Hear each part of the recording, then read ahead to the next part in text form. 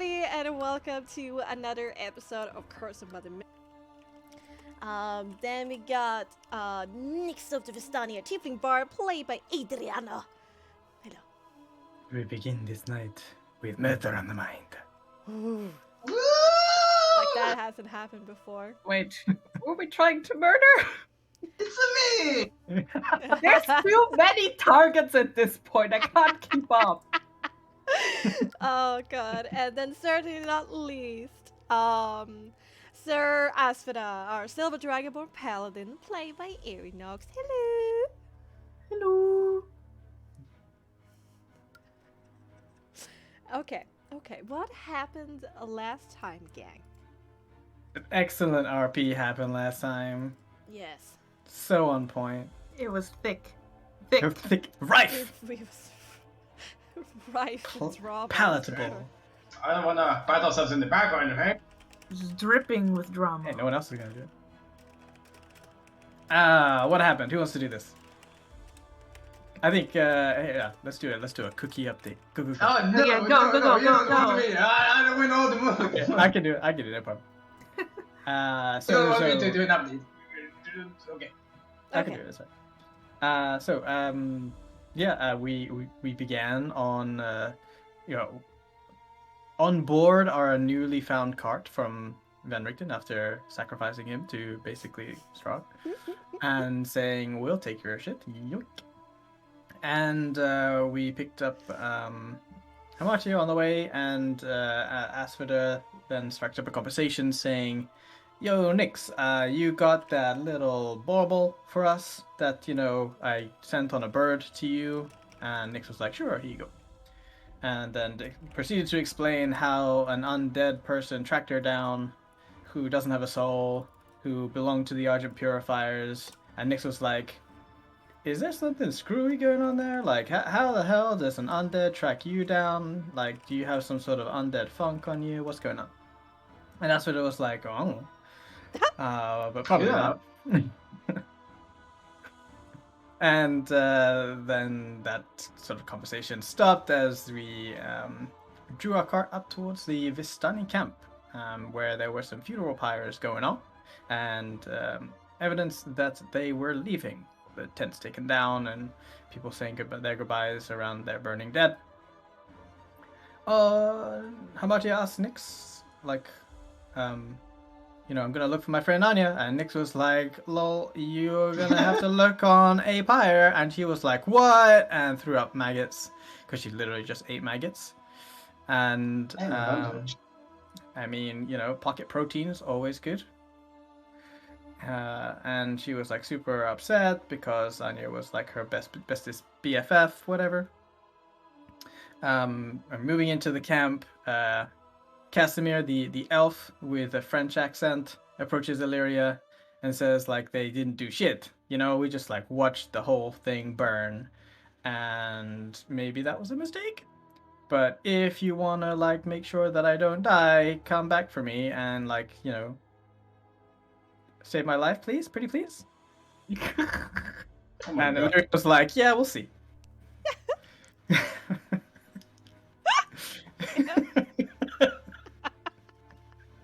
Basically. Oh man, Basically. you took that out of my book, man. So then, He basically was like, you either like, bust me out of wherever I'll be like locked up, or ask your friend. yeah, quote unquote, Mr. Saki to bring him like permission, and like that kind of didn't help the situation, I suppose, because that's what it was already kind of testy towards Illyria and her indecision about doing literally anything. So moving up from that, Matia asked Nix, hey, how do y'all honor your dead? And Nix was like, not like it's any of your business, but let me tell you everything. Yeah. And she was like, well, I ain't got none of that, but nevertheless she tries to do the thing. And we give the body of Arabelle to Luvash, who is all super upset because, why wouldn't you be? It's and Oh my god. my baby. And Yeah, it says that the Vistani don't really care about the elves anymore because they didn't do nothing. So, moving on from that, Hamatia decides to have a little solo funeral thing for Anya, saying that she was my BFF and like you were just misunderstood and you're caught in a bad place. And then Aragal was like, "You motherfucker, what you doing here? You're the one who sold all those pies to the Vistani and there are babies in them, don't you know?" And she was like, "Yeah, I know. But, give me some space here. I'm trying to cry here." Yeah. Like, I'm crying over here. I'm crying here. Come on. Crying over it. Oh man. So, with the recovery of Arabelle for their Sunny, they're like, "Hey, you followed through. You're a stand-up guy, Nix and company, and because you have also your little tiny friend, all sorts of dead and whatnot, that we'll also do a funeral pyre for him, and it's not exactly so much work because he's tiny." So then there's like a little funeral pyre for Kelvin, and Nix does a little poem, and Aragal gives him a box with some liquids in it, unknown liquids, which is kind of a weird thing, but I guess that was the value of the daughter, bring back the daughter, get some liquid in a box. But anyway, Yeah, that's how it is. yeah, Fair exchange. the fair exchange, yeah. So Illyria goes off and kind of skulks around or has some alone time in the forest, and then Nix and Astrid are like, "Hey, where's Illyria? Because we kind of need her, because if she goes, then well, bad stuff probably." So we go find her, and then Illyria and Asphoda get all sorts of extra testy, and Illyria stomps off saying, saying something like, "I was thinking about giving it up, but not really." And Asphoda was like, "You never really." And she was like, "I know, leave me alone." And then Hamatia follows Illyria while Asphoda and Nix talk about, what sort of kind of coping mechanisms people go through. And then there was more arguments. It was super spicy. There was all sorts of popcorn. And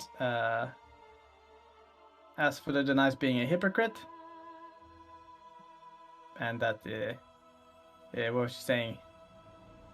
The only way to do some good to, kidnap children in case things What? get worse. Yeah. So Illyria leaves the shouting match, and that thing happens, and Hamatia was like, "Hey, things could be worse, so get rid of the necklace, okay?" Yeah. And Illyria was like, "Maybe, we'll see." Oh yeah. Mm-hmm. Then Asphoda reveals to Nix that, well, he was thinking that she was projecting something, like trying to save her Illyria from doing something, and revealed that her father left her in a blizzard, and she was to take care of her little baby brother, and she has abandonment issues, and Her father died. yeah. She left. Well, I mean, yeah. Well, you don't know. Oh my god. Oh, she knew.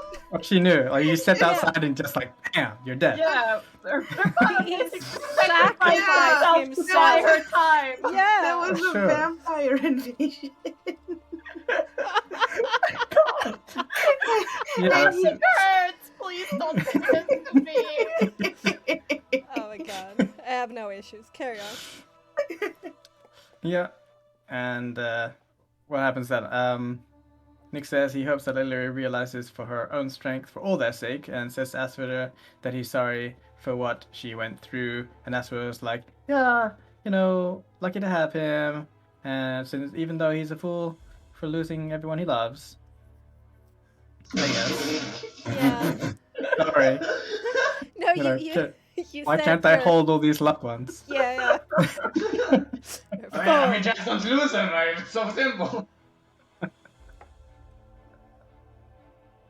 So, sorry. It's okay.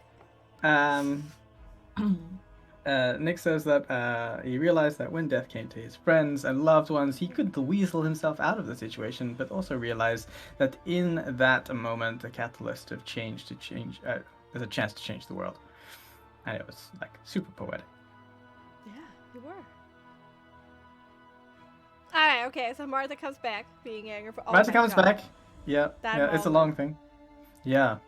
I will stab him until there's nothing left to stab! Mm-hmm. And No what happens? Like sad. stab? What do you No mean? one laughed.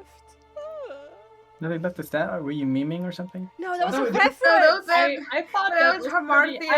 I like- laughed, but I don't think my mic picked it up. Oh, okay, good. Fine. All right. Because I have to use my headset today because my mom stole my mic. It's okay. Um. Don't care about me. Carry on. Why won't you love me? So, something happens with Asphodel and Hamatia when she comes back. And Asphodel warns that the Vistania are connected to Strahd, and Hamatia is like, nuh-uh. And she was like, yeah. And says that Mother Dearest should die, and so should Aragal, because she's super pissed off with him, because he basically said, what you doing weeping next to a half-breed? And she was like, you don't know her. You don't know me. Also, you told Amatia about how she died and all the that fine details. Yeah. Sure, yeah. With Told that. Van Richten. Argal What? promised Anya that she would Oh, be yeah. guided into the community. Yeah, duped. Super duped. Yeah, she did.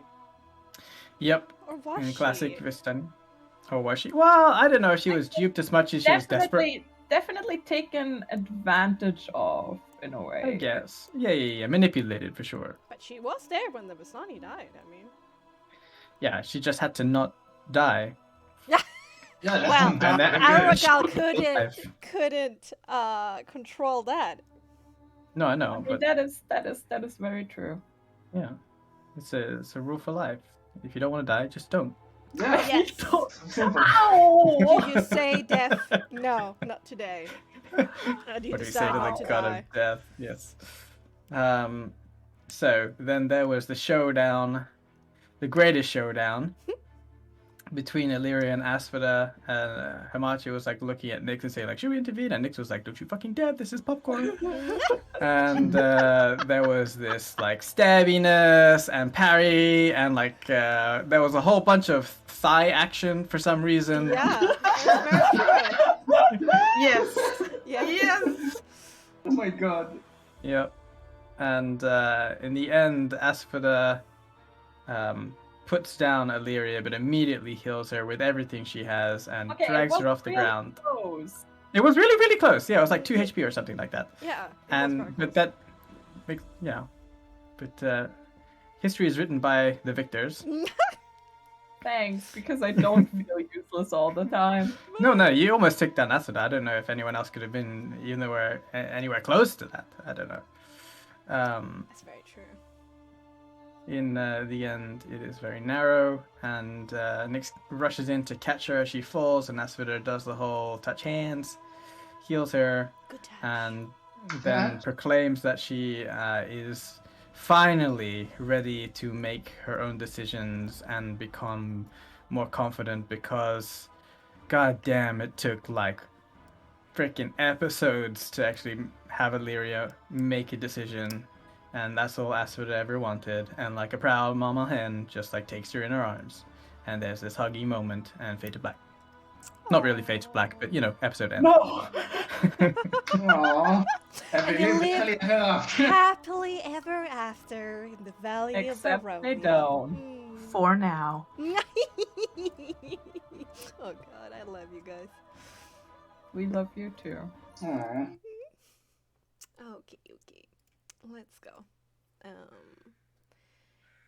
What are we doing for this music?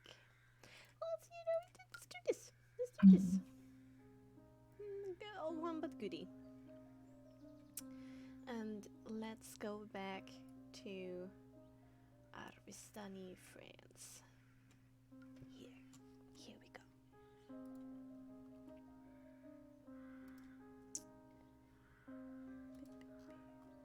All right. When the alarm and noise of the brief but bloody skirmish between Illyria and Asphodel has died down, when the worried minds of Nixon and Marty has stilled, and when the blood pumping in the ears of both Asphodel and Illyria starts to clear, and as they regard each other, Illyria with apprehension and Asphodel with beaming pride, the world around you comes back into focus. It's quiet, but for the fire still consuming flesh and wood at the funeral grounds meters away from you. But you are certainly not alone. Far from it. A dozen Vistani has stepped forward towards your group, Arago included, staring silently at you all with their hands on their weapons, coiled, ready to jump in at any moment's notice. After a second or two has ticked by as you regard each other, Arago opened his mouth to say something, a bewildered and a little bit scared look on his face. But he thinks better of it, clasping his mouth shut with a frown. Thinks to himself, and then he tries again, saying, Lady Lyria, are you alright? Do you require any assistance? I'm fine. It was a, although somewhat maybe extreme. It was a spar of sorts. Don't worry about it. You look very hurt. That's an extreme form of sparring, and there was a lot of shouting. We're just very serious about that in the Protectorate.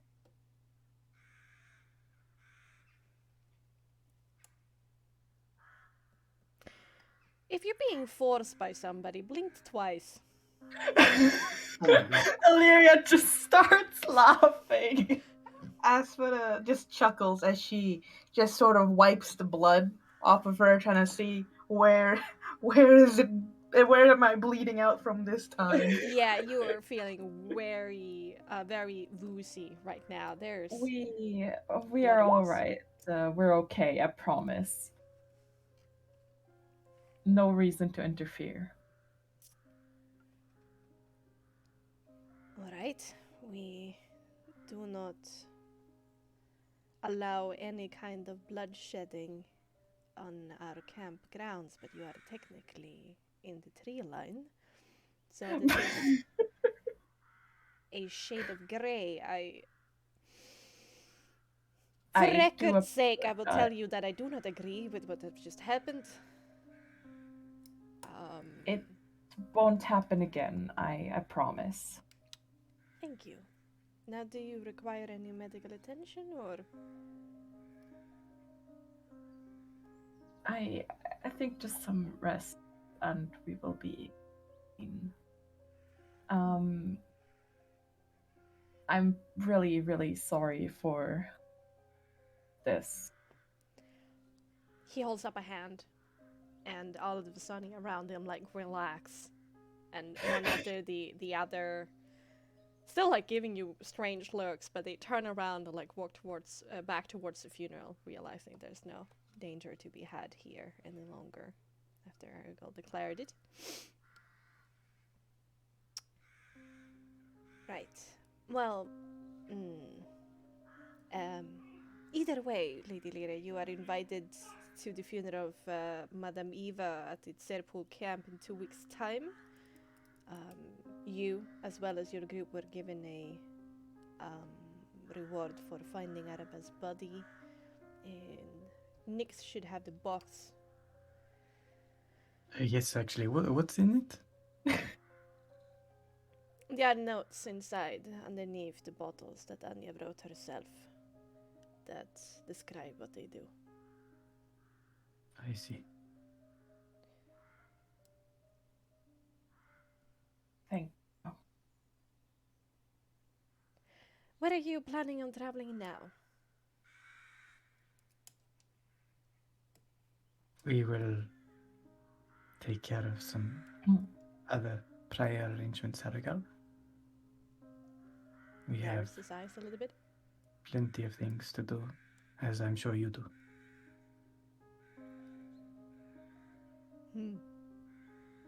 Fine. You know where to find us, Lady Lyria. Safe Of travels. course. And You too. Aragal turns around and walks back to his duty at the funerals. As soon as Aragol's kind of like gone like far enough, Illyria just kind of like, this is so weird. Could you So- elaborate? What do you mean by with?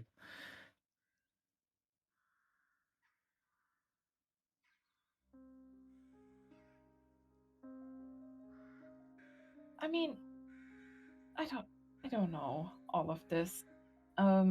There's something we need to talk about before we go. And that is? Casimir stopped me earlier.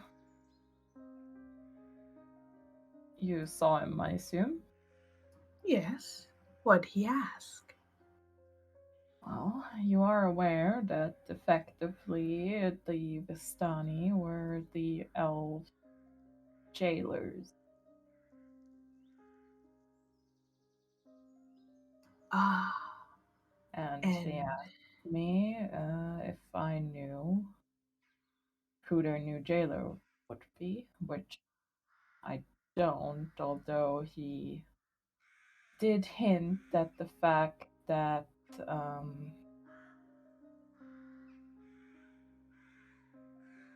it's probably going to be worse than the Vistani. And if we want a chance to visit or to have him as our guide to that temple, we might have to bust him out. Do you mean bust him out?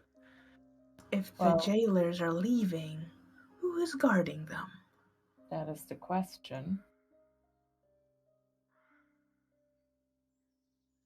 They I don't know say it. I don't know if he plans on doing anything with them or just leaving them alone.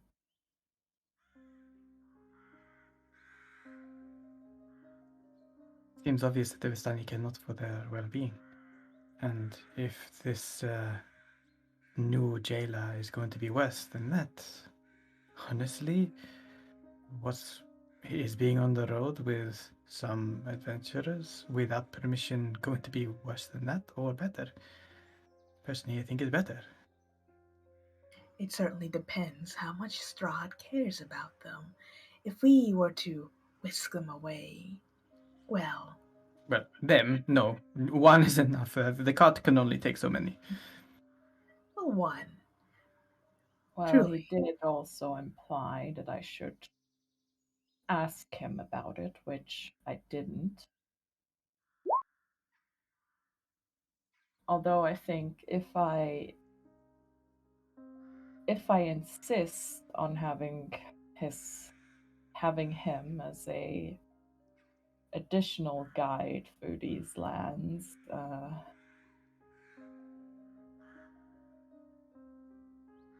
maybe he will be fine. Hold on. Are you insinuating that you have to ask for permission? Oh, I don't. I'm insinuating that if we took him along and I insisted on wanting him as a guide, he would probably prefer not to immediately murder him. I think that is a issue for another time. I mean, we're not gonna be back here. Ever. Nope. It is now Should or we- never, Illyria. Do you wish to save this poor elf's life or not? Of course, that's why I'm bringing it up. Go get him then. There's no permission needed. So, I don't need your guys' permission. I thought I would fill you in before showing up here with a random elf. well, I didn't mean it like I appreciate that. Then, Illyria, thank you for considering us. And that's not sarcastic, even though I tend to sound sarcastic. I think there is no downside to this. Neither do I. I wanted to have, I don't know, I guess I just wanted to let you know and get your input on the whole situation, since just taking him along in a way might also not only bring us but also him in danger. I think he's already in danger regardless. And we're surrounded by it at all times. May I hammer a point down, if you'd like me to? Hmm. We cannot really trust stranger at this point in time, since my sisters can uh, assume the form of anyone. Of course, I have means of deducing who is with ill intent and who is not, but I do believe that if we pick up random strangers on the road, it will be detrimental to our efforts. Well, are your sisters Fae? Yeah. Are my sisters fake? Yes. Hex. Yes, they are of a nature, and I do have a certain technique which can, uh, well, let's say, make them feel really bad about transforming. Well, how about I get him and you discuss how you're going to check if he's actually an elf? Do that. I think this is something we can resolve later on. Yes, let's just get him. Tell him to bring supplies if he can grab them. We only have so much to go around. Like, tries to find Casimir. All right. He is still standing in the middle of a group of elves where they're not talking to each other. They're just standing communally with each other, just staring towards the funeral fires and the Vistani. All of them having this blank expression on their faces. They're heavily depressed. They're just very depressed. Understandable. I mean, they kind of Wonder brought it on why. themselves too, so. But he raises his eyebrow the tiniest amount as you come back, and he steps out of the group and walks over to you. Illyria, I didn't think you would be back so soon. Something I can do? Well, I don't think my friends have any intent of ever returning here. Right. Uh-huh. And neither can I strike any more bargains with him, but we can offer to at least take you along.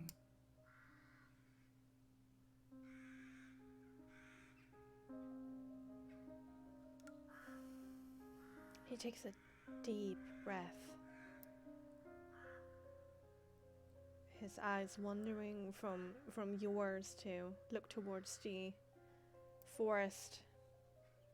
Like his eyes are seeking for something as he rummages through his emotions and his brain.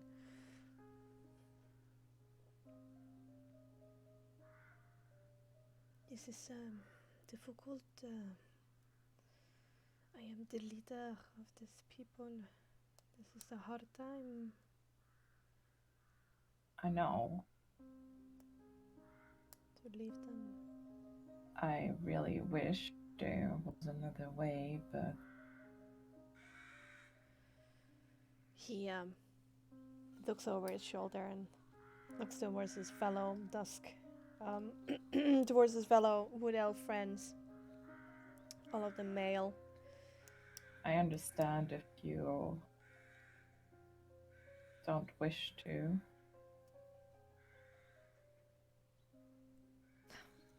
What does it matter? It's not like I can do anything here anyway. And perhaps traveling with you, I would be allowed to leave this place. Are you sure? Are you sure that the Count agrees? Don't think I should need action, but if I insist, I'm sure he'll come around.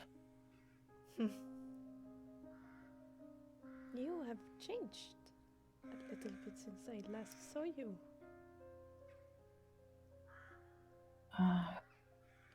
Might be the blood loss from earlier. Yes, I saw the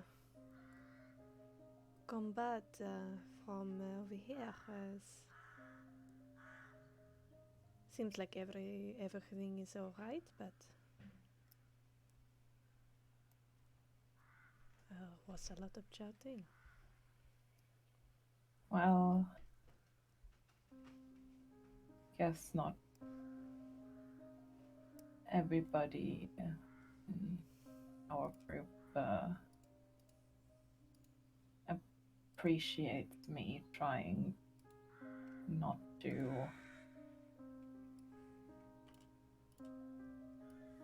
immediately anger the Count.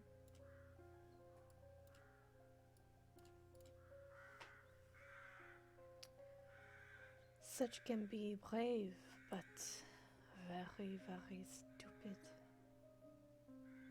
He always wins. But I will not have another opportunity like this, so fine. Is there something I should bring? Well, if you want to bring anything nice or something that's important to you, we do have some that.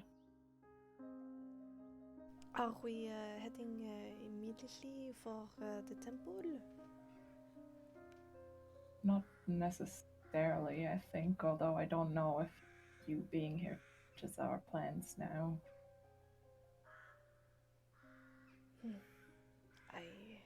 I'm certainly not the man I used to be. But I can wait. Seeing anything else but their trail towards the temple and this cursed meadow is fine by me. I do hope we can get there as soon as. Was still hoping to crash. What did you say there? You were very low. Oh, I'm still hoping for maybe being able to stop by Crest at some point. See that walled city again. It's just a village, but the thought gives me a little bit of excitement. Would you wait for a couple of minutes? I need to go back. Of course. He nods and quickly gives his elves a quick conversation in Elvish. There's some frowns, there's some mixed reactions to this. Some of them seem to get disappointed that he's leaving. Others seem to be happy for him that he's leaving, but he doesn't seem to care. And just slowly walks over to his hovel and Sorry about the about mechanical way. Oh, I was just like, sorry about stealing your leader. Obviously not in character. Yeah, it's okay. Hamartia, Asfera, Nyx, do you just wait for Illyria, or do you have something to say? Something to do? I imagine it's going to take just a moment, so I guess wait. Yeah. Asphodel just gonna try to patch yourself up. All right, yeah, that's one thing. Like Nick's like looks over and it's like, "Are you okay, Asfata?" I mean, underneath all of that, you pretty injured. You see her you take like a spare set of clothes and make a tourniquet around her thigh. As he does that, like he brings out the healer's kit from his back. Like, no, keep your clothes not in shreds. Here, take this, and I will mark off one healer's kit. Ah, thank you. I should be fine. Just need a little bit of rest is all. Well, if you need any extra help, you just have to ask, right? I know, but who knows what happens along the road. Okay, well, obviously there's also a soul issue, but come the night, if you feel like you need a little bump, I'm here for you. Thank you, Nix, as always. But not for you, Amatia. He has to explicitly say that. Amatia does not respond. She just stares into the distance. Okay. And eventually, Illyria and Casimir comes back towards the wagon. Casimir having a sack over his shoulder. Seems to be packed with things. That same rather dead eye expression, taking you all in, nodding and greeting. Looks towards the wagon, looks towards all of you.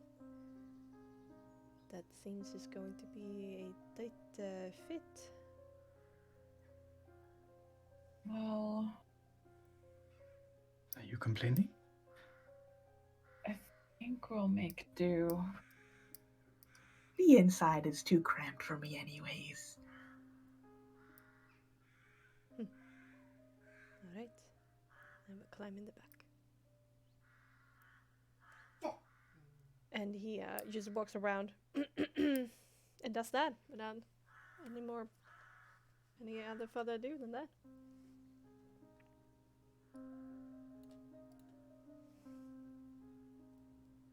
Anything anyone else wants to do here? One last. You? I think we can all agree that we've seen enough of this hill. Agreed. True.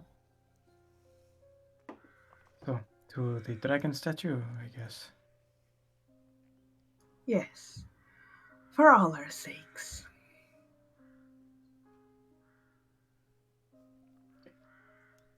Nix will jump up front, I guess. Okay. And Asphodel will take her stolen horse. Yeah. Yeah. You have yet to name your stolen horses, you guys know. I'm not naming it. she's thinking. Dave she's too. thinking. Rest in peace, Dave. Dave the second, Dave Jr. Oh God, I'm honestly I think Dave the second. It should be Evad, Dave backwards. No, I'm a fan of Dave the second. We're gonna have more, so number them all. Dave Yeah, the third. Third. Yeah. Okay. Dave, fourth of his name. Esquire. Davi. David.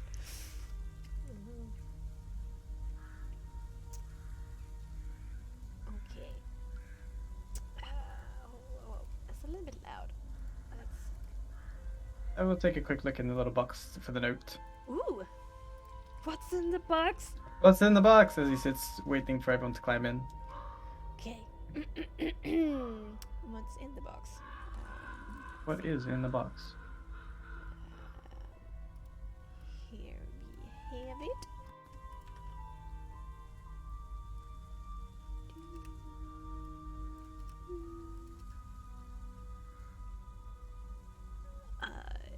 There we go. It's a little note that writes down this, but in a way less mechanical language. That is what's written here. Or and underneath that black, oily, shiny liquid, it's this. There. Okay, so the black is sticky sap, and the oily one is. Do I recognize the box? Yeah. It has engraved on top of the box the Third Eye Sundries and Poultries like shop company sign, basically. I see. That you do. All right. You set out on the road once more. This time steering your horses towards the west, at least for now.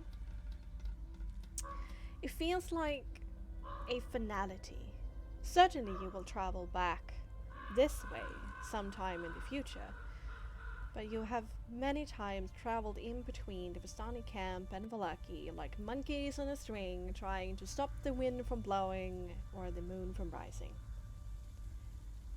But now you can feel it. Not only physically, but mentally as well. You leave behind the memories, the worries, the emotions, tuck them away safely somewhere in your heart. You must be ready, after all, for more hardships are sure to come down the road of these depressingly gnarled woods, muddy dirt, and obnoxiously screeching birds that you have in this valley. Yet, you feel the tiniest bit of pride. You have come this far. You are alive, and things could certainly be worse. Anything you wish to discuss during this afternoon of travel?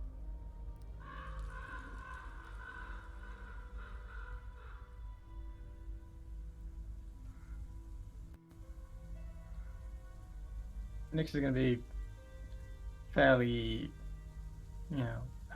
close-lipped, like just dwelling on what he's leaving behind, the friends that are not coming with. Still very much funeral in the back of his mind, regardless of the display that Asphodel and Illyria put forward. But at the same time, knowing that he performed Calvin's last rites, he feels somewhat at peace with the whole situation, at least but a little bit, and is at least paying more attention to the road than being completely inwardly, introverted.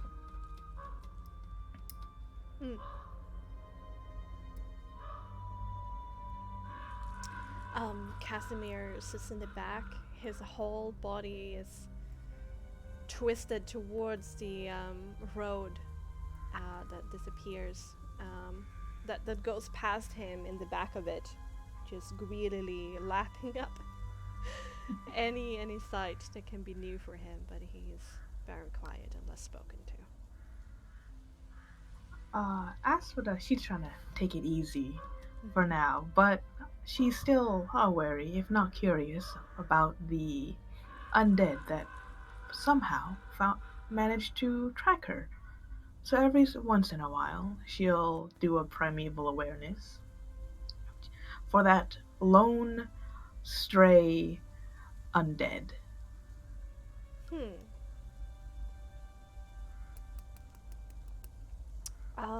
This time is harder. It's definitely harder because there are some spots here and there in the peripheral of your vision. Some are above ground and some are underneath ground. They're not many, but it's like here and there they ping up, and it's hard to know what's what and who's who. Okay. But seeing, Casimir, I said that right? Casimir, drink up the sights she'll she'll just, watch him for a bit every now and then. Craning your neck to look into the wagon and see him there with his back towards you. Mm-hmm. Alright. Yeah, no. It's just rigid. He's concentrating on the road behind you. I mean, gonna let him enjoy freedom, kind of. Kind of. Kind of.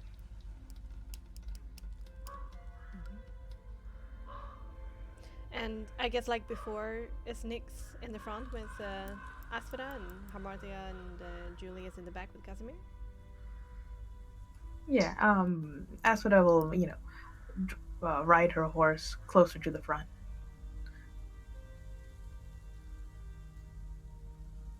Oh yeah, right. You have 3 horses. Oh yeah. Yeah, stolen horse. Yes, you have 3 horses. Yeah. Okay. Hmm. No. So Nyx, are you the one controlling the wagon? Yeah. Okay. All right. Okay. But there's space up front if someone wanted to sit there. Sure. Suppose. Amartia is currently very introspective. She isn't humming any songs, she's not doing anything, she is almost catatonically sitting in the back, staring into some unspecified point in the distance, while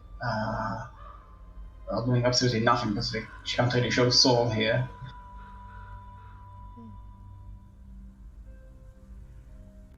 And Illyria. Illyria is also not really talkative. She's like somewhat like enjoying, just kind of like seeing Casimir being happy about just taking in the sight of anything that's like not that clearing. And she's also just kind of like, occasionally looking towards the others, seeing how everybody's doing, but not really talking. Still somewhat like trying to think about what happened, and also still like, while we had like still a little bit like, also still thinking about the funeral and everything, so she's just very quiet. Right. In the first time in forever. There is music? Okay. No, there's silence. There's silence. Silence. Okay. Oh, well. Okay. Spend some quietness on the road. Some comfortable silence. I should have this one going as well. No. This one.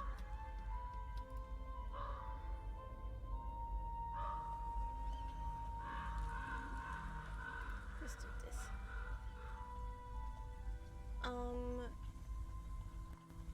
We have 2 rather hurt party members. Is it time for that short rest?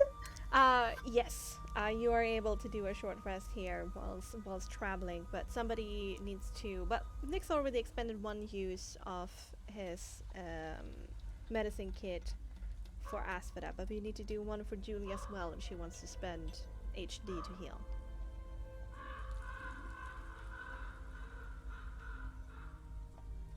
Yeah, she asked for it. That's totally fine too. It's like she asked for the, like, patching herself up on the horseback. Where'd you get that? Yeah, I mean, Illyria would wait for it. Sorry, you're cutting in and out. I can't. Yeah. Oh, sorry. Illyria would probably be like, hey, enough like some spare bandages. Of course.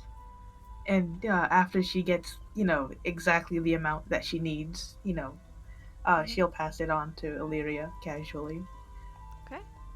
Another expenditure of your here's kit. and you're able to roll as many HD as you want to. And it's like you add your vitality, right? Yes. Okay, cool. There we go. Just gonna spend it all. Who knows what's gonna happen? No.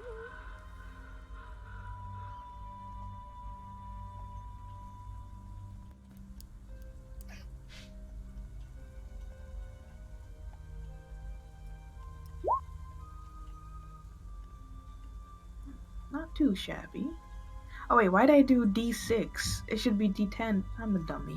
Just re-roll the whole thing. Okay.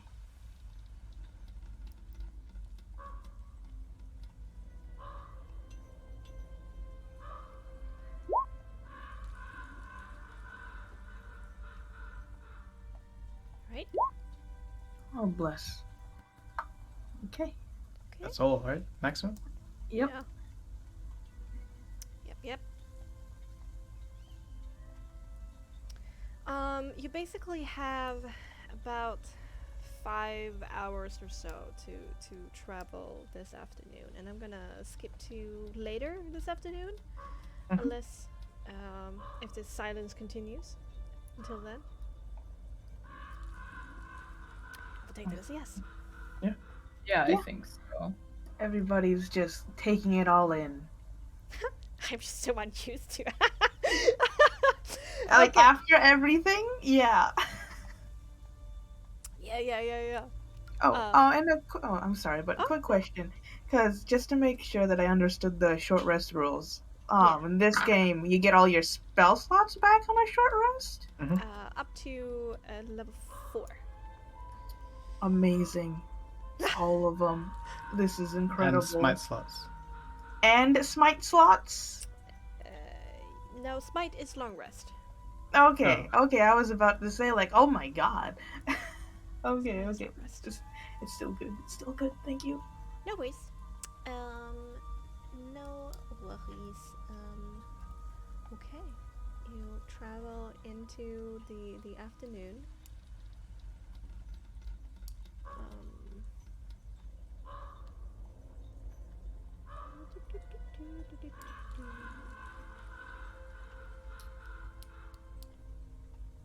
Do I have that?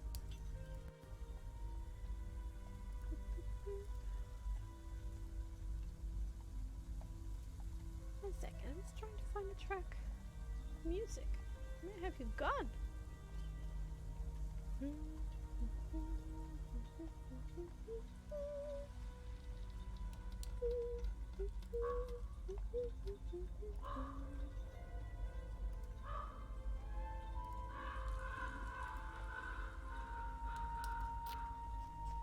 Strange.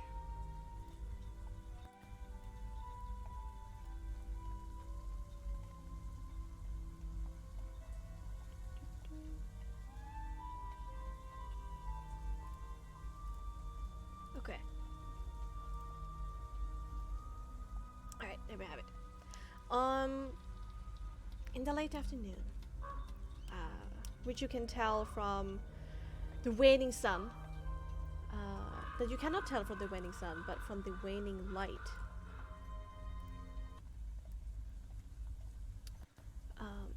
Turning the world a shade darker, but also tinting it slightly in orange. What meets your eyes is a bit jarring, this sudden change, but you come upon a field. A very large field. Kinda ludicrous to get surprised by that, but not here. Not at Barovia. But on second look, it is not a nice field. Why would it be? It is not a field of flowers or grass. It is muddy and brown, filled with corpses. Not the new kind, but the skeleton kind. Still dressed in tattered armor, ruined weapons lying beside them, and banners beyond recognition gently flapping in the wind. The breeze also carries to you some weird sounds that shouldn't belong You shake your head. Sound seems to ebb and flow very unnaturally. And it almost feels like you have water stuck in your ears.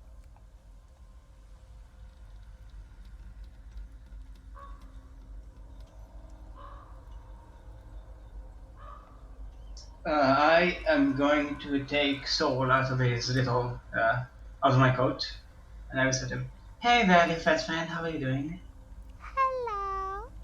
"Hey, listen, I need you to go on patrol duty for now, alright? So you go ahead and fly some 30 meters around us, and if you see anything amiss, do tell me right away, alright?"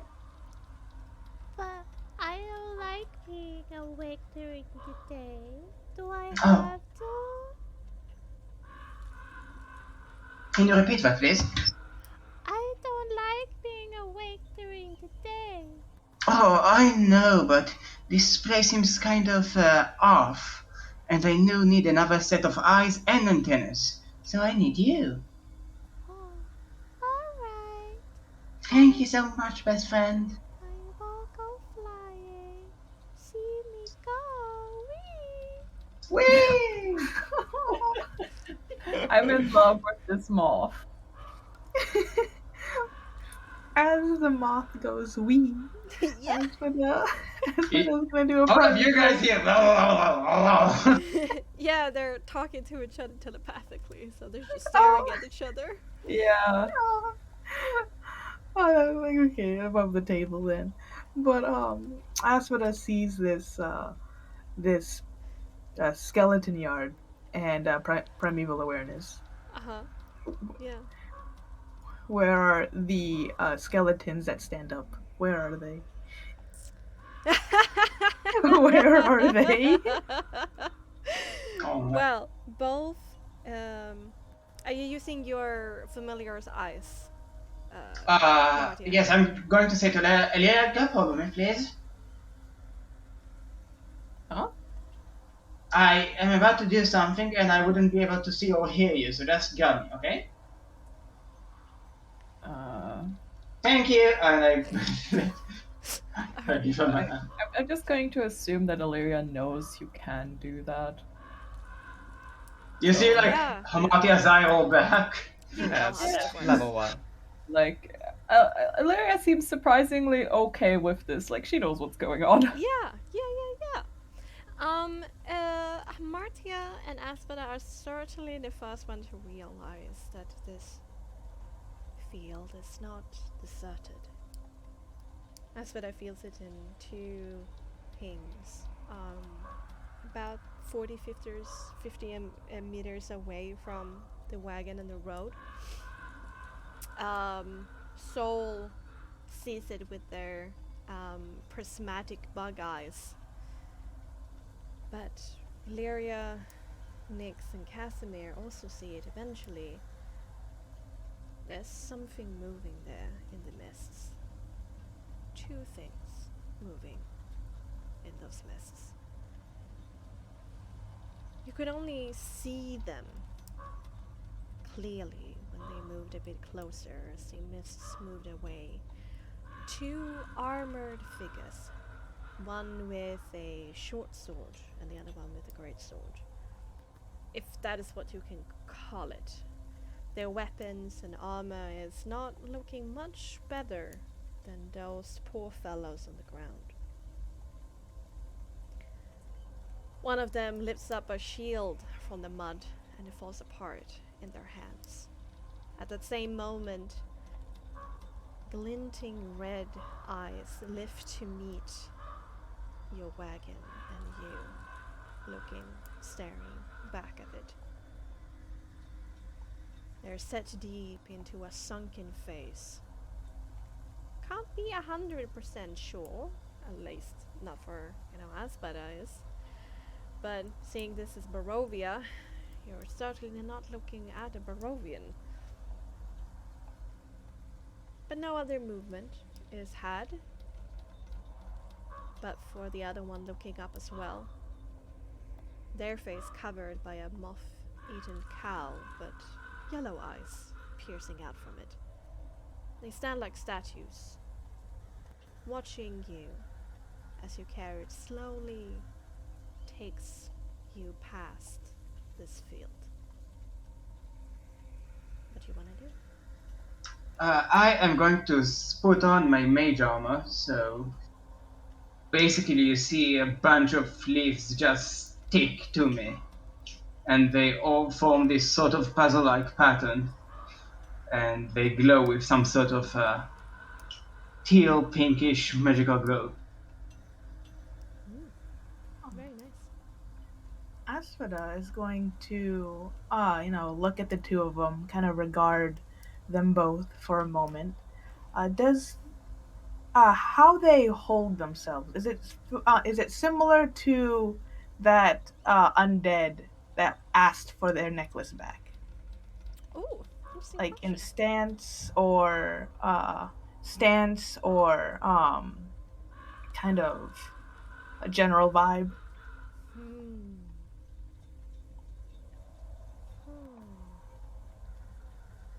Make me an empathy composure, and I shall add it to what is obvious in the situation. All right, empathy, composure, 15. 15. Um, the similarities. There are some similarities, that for sure. One of them has piercing yellow eyes, the other one has red, and your friend had piercing yellow eyes. They are dressed in tattered armor, wearing tattered weapons, and there's a certain,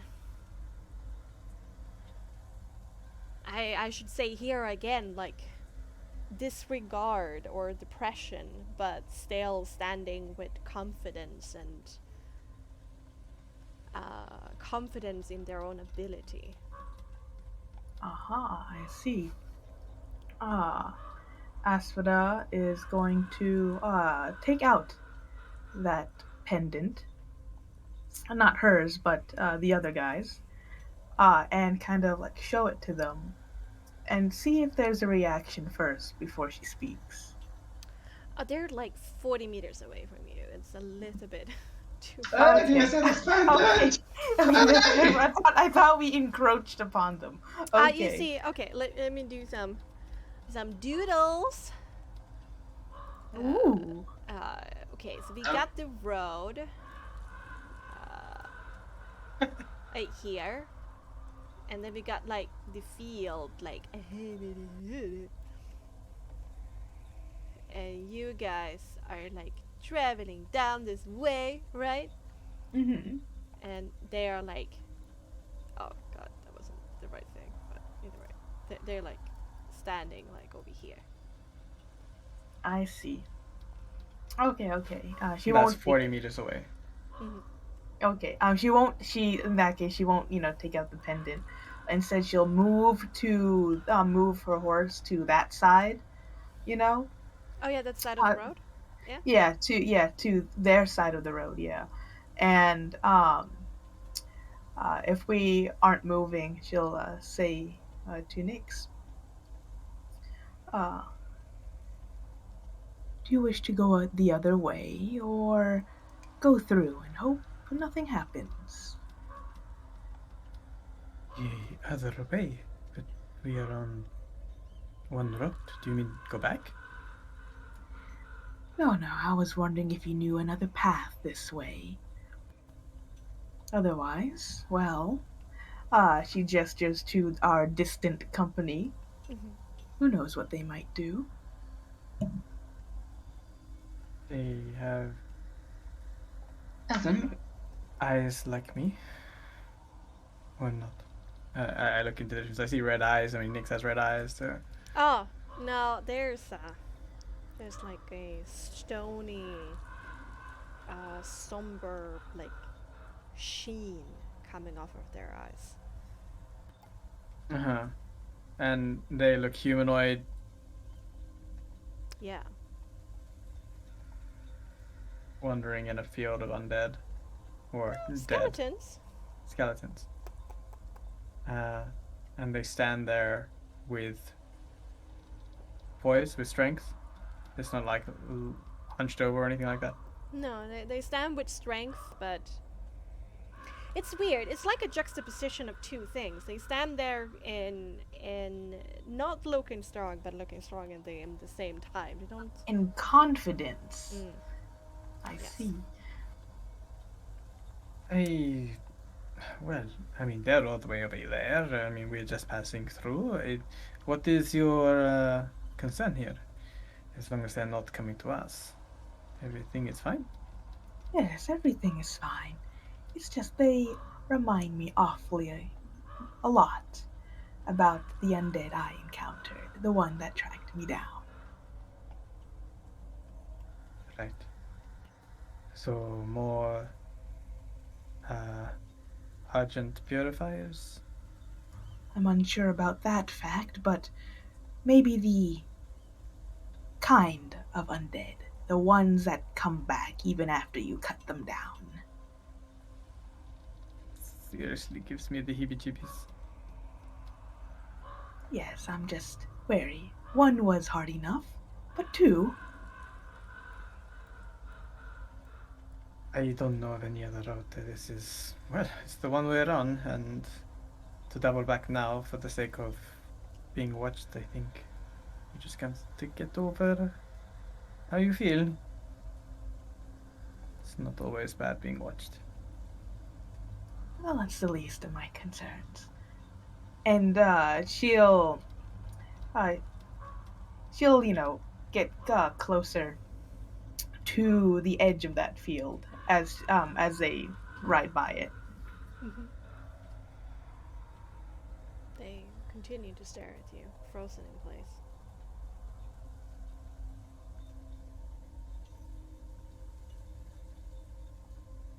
See the moth get closer.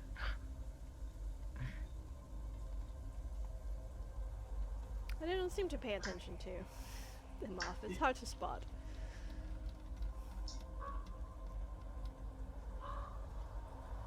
But they pay absolute attention to you.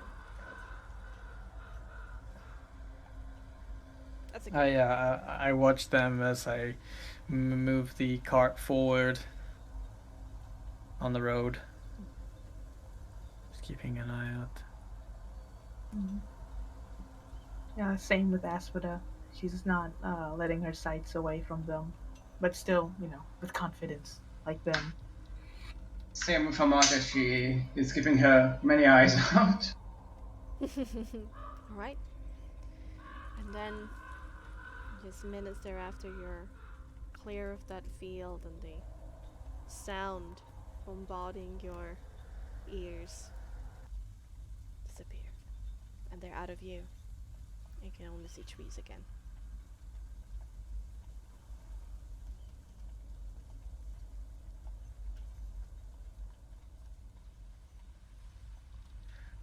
I would Nix know if there was like a battle here a while ago, a long time? Like it was like why would there be so many dead there? Like was it a site for some combat or something? Um, hmm.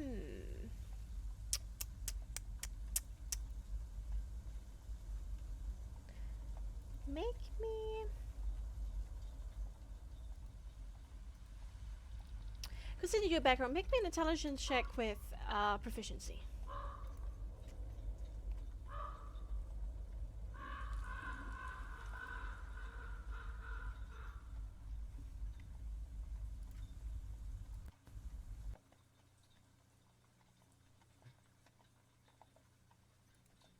As Oh. or I mean, who cares about old, boring stories of the ancient past when the present is what's cool? Did Morgantha tell me of anything going on here?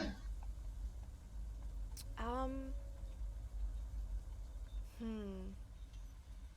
I mean, in general, I don't think it has been explained to you other than that the past was a violent time, perhaps, but considering how much you have been moving around in the woods um, southeast of Malaki, You have come upon many a dead body, and actually sights like this one. And what? And sights like this, like several bodies laying dead in a field or a meadow in a patch of the forest, hinting towards like battles of the past. Oh, that's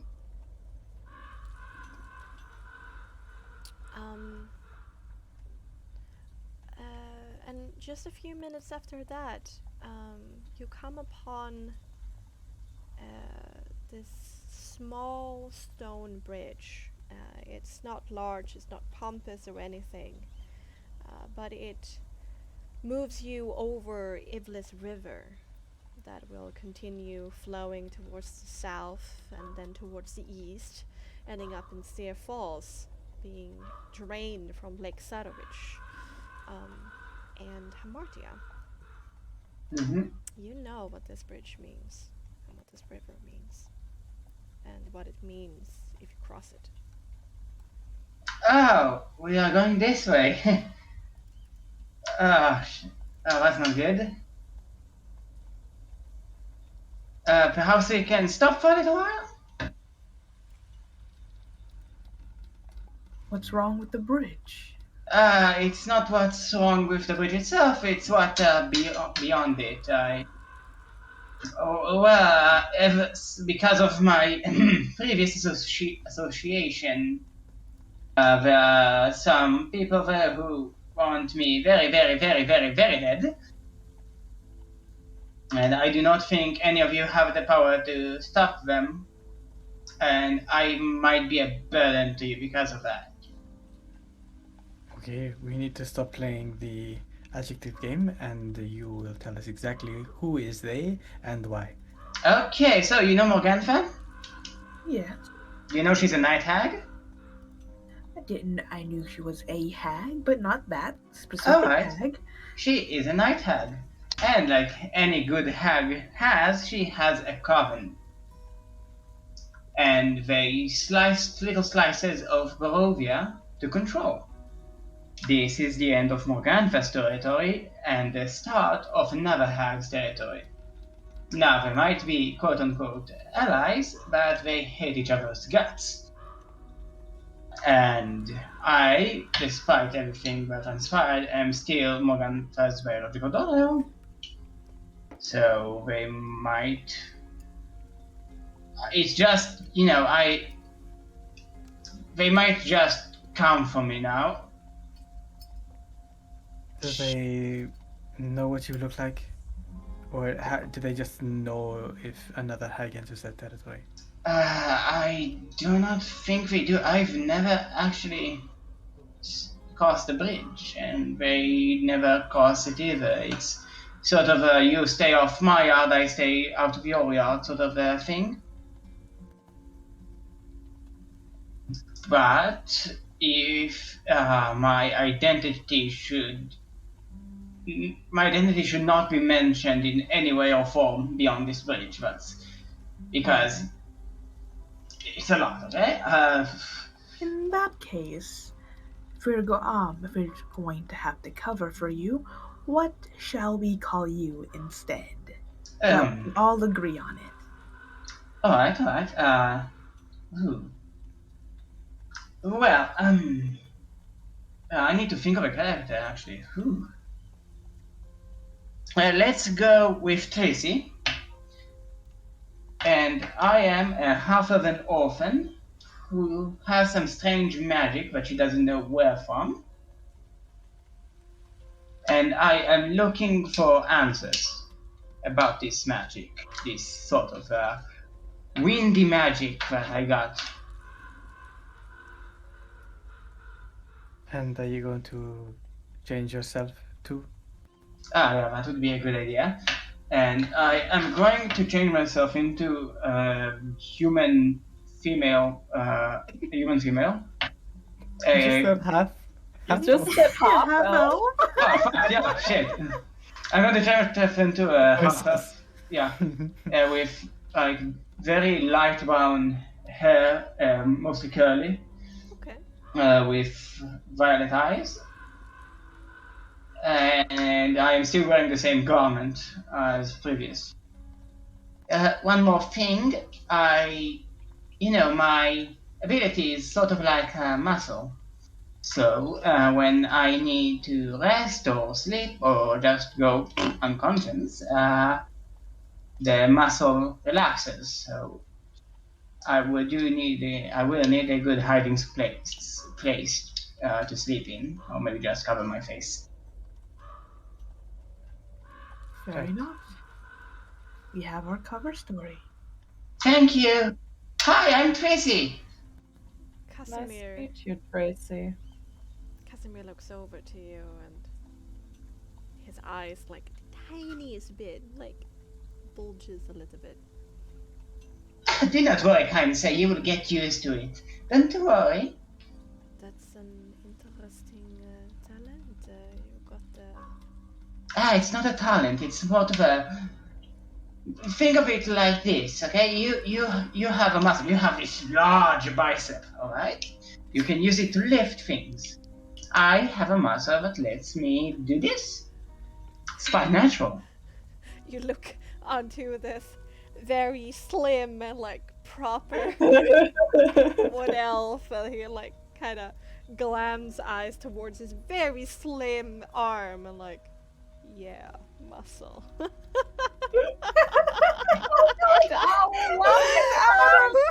do this to me! Hamatia looks at him and she says, do trust me when I say that it's a bit more than I have. Anyway, I'm Tracy. It's so nice to meet you. Casimir. Nice to meet you. Pleasure. Alright, crossing the bridge. Imminent danger. Woo! I love being an adventurer. Nix rolls his eyes and like collects the reins to move the horse forward, the cart forward, over the bridge. People who actually bother to look at Hamatia, she is shivering. I know. Yeah, Illyria is kind of like just watching with concern. I think more out of like self-preservation, like do hags have like hag sense? Like is this gonna go terribly wrong? Well, you see, a hag is... Oh, she doesn't say that. It's mostly like just like her thought process. Oh, I see. It's like, is this gonna go terribly wrong? Is a hag trying to kill us as soon as we cross this bridge? Roar! You thought it was gonna be the undead, but it was the hag all along. Perfect. Oh god, you got the laugh. Yeah. Oh boy, oh dear, oh.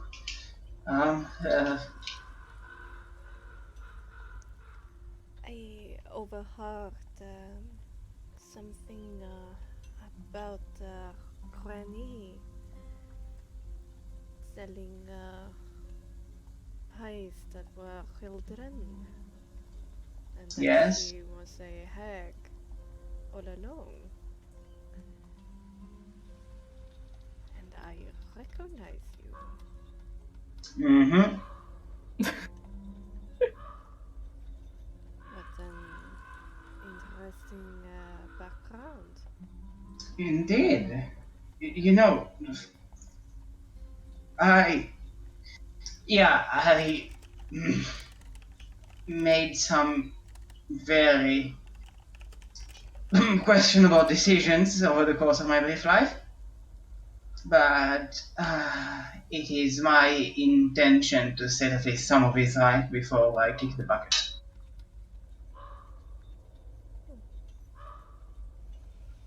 Be careful that you don't create a bigger mess instead. I do not think you can make a bigger mess than what I've already been part of. You would never say that. Well, let's see if there is something worse than what happened with Morgantha. and then we'll talk. It can always be worse. Sheesh, and I thought I was pessimistic. You know, it can always be worse. You are absolutely right, my dear, but what if something can be better as well? What if you had the power, the knowledge to take a pile of garbage that you were responsible for and make it better? What if you can, not entirely clean up after your mess, but what if you can, leave things a bit tidier?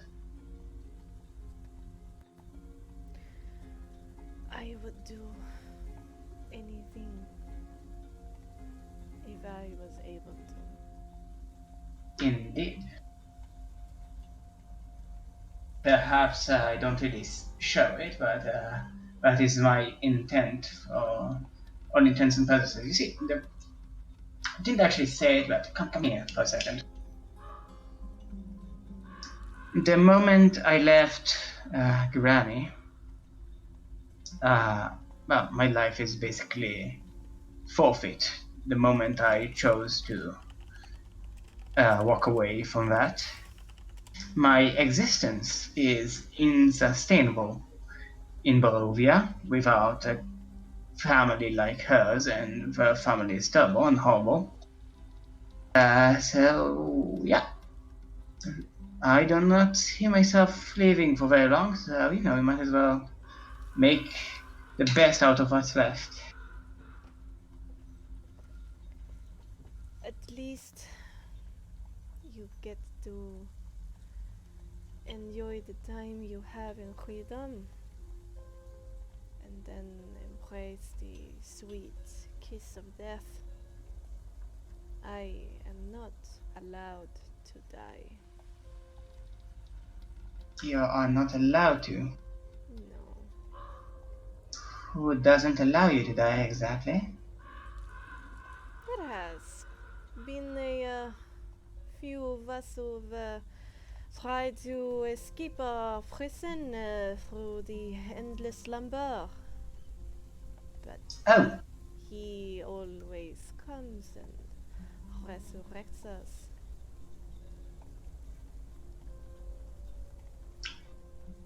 phew. Our crime is internal. What did you do?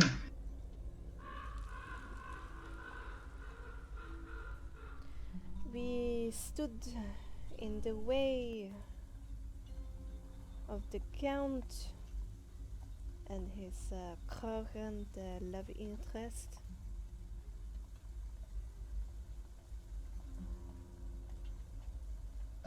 I see.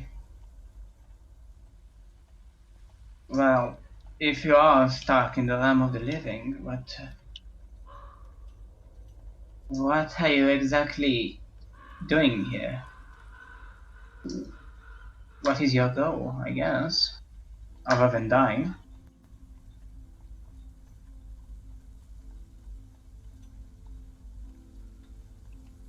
He clenches his jaw and he looks away from you, looking down the road again. He punches me? Clenches his jaw. He clenches his jaw and looks away. Oh, yeah. I meant no offense, my dear friend. In actuality, I can't really answer that question myself. My apologies. Doesn't look back towards you, is now falling back into that same thing of silently watching the road.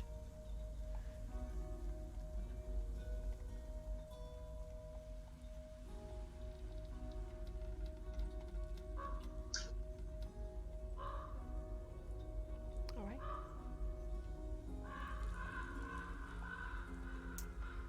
Okay.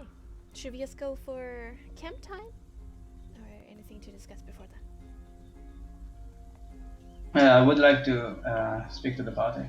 Okay. At Camptown or before Camptown? At Camp Time, shit. Oh, okay. Oh. Then I guess yes. Fast forward to the Fine. camp. Okay.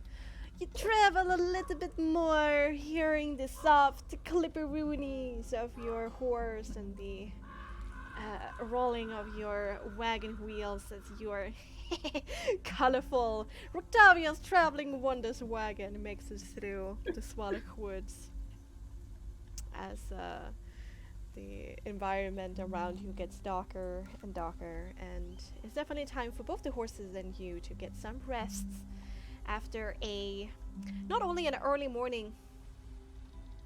Yeah, I would actually rule as that you have exhaustion, considering what you have been going through and how late it is right now. Exhaustion. Yeah, you didn't sleep yesterday, and then pushed on home towards Valaki, so you have been awake for quite a while. But when you fall asleep, that exhaustion will go away. Okay. Until sleep, you have exhaustion. All right. Sleep deprived. Fair. But you find yourself a little bit of an opening in the trees where you're able to remove the wagon from your horses. Here. And take out your tents and make yourself comfortable. Casimir only has a bedroll. Let's go for this. He can sleep in the cart, or in the wagon. Unless you want Marthia to sleep inside of the wagon. Is there any like water around here, or just a forest? Let me see. Yeah, you lost your Natural Explorer. Well, Aspida- true, but Aspida has Natural Explorer. Oh! Okay! Yeah, no, your Aspida finds that. Oh, Expert Survivalist. Mm. There we go. Let me There double we go. check Natural Explorer. That's Expert true. Survivalist. Aspida is Yeah. able to find yourself a good spot where there's like a little forest stream nearby. Mhm. And you sit down, prepare to make camp. And now you do make camp, sit down, eat your rations. So count that tally off. And before we go to whatever Hamarthi I want to say, let's go for a quick break. Woo! Ooh, snack time! Snack Thanks. time! I will remove the rations from the party. Good, good. Goody goods. We just need to do one, or is it 4? 5, I guess. Casimir has his own. Okay, brought so 4. some. Yep. And When you horse get feed. out depressed. when you get out depressed by the depressed wood elf having a small talk with a hack's child, yeah. That's what happened there. Oh, it's healthy when you make depression a competition. Yeah, no, that's not healthy. Okay, let's go and empty your bladders. Refill our glasses. Look at cute pictures of animals on the internet, and then let's come back.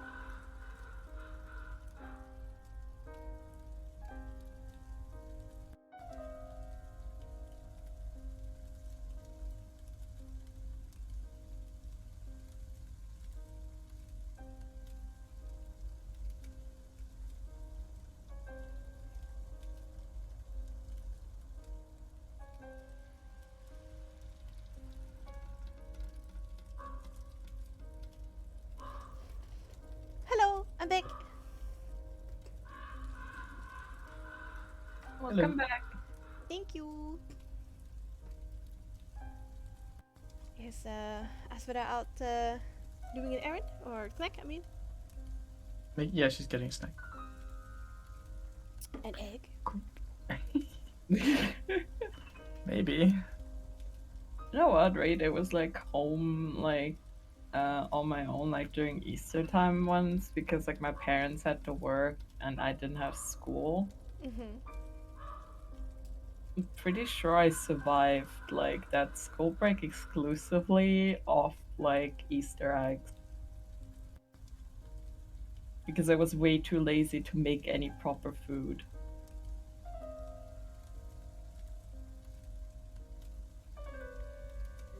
Damn. Yeah. No. I really like bacon. When I was younger. Just in general. Yeah.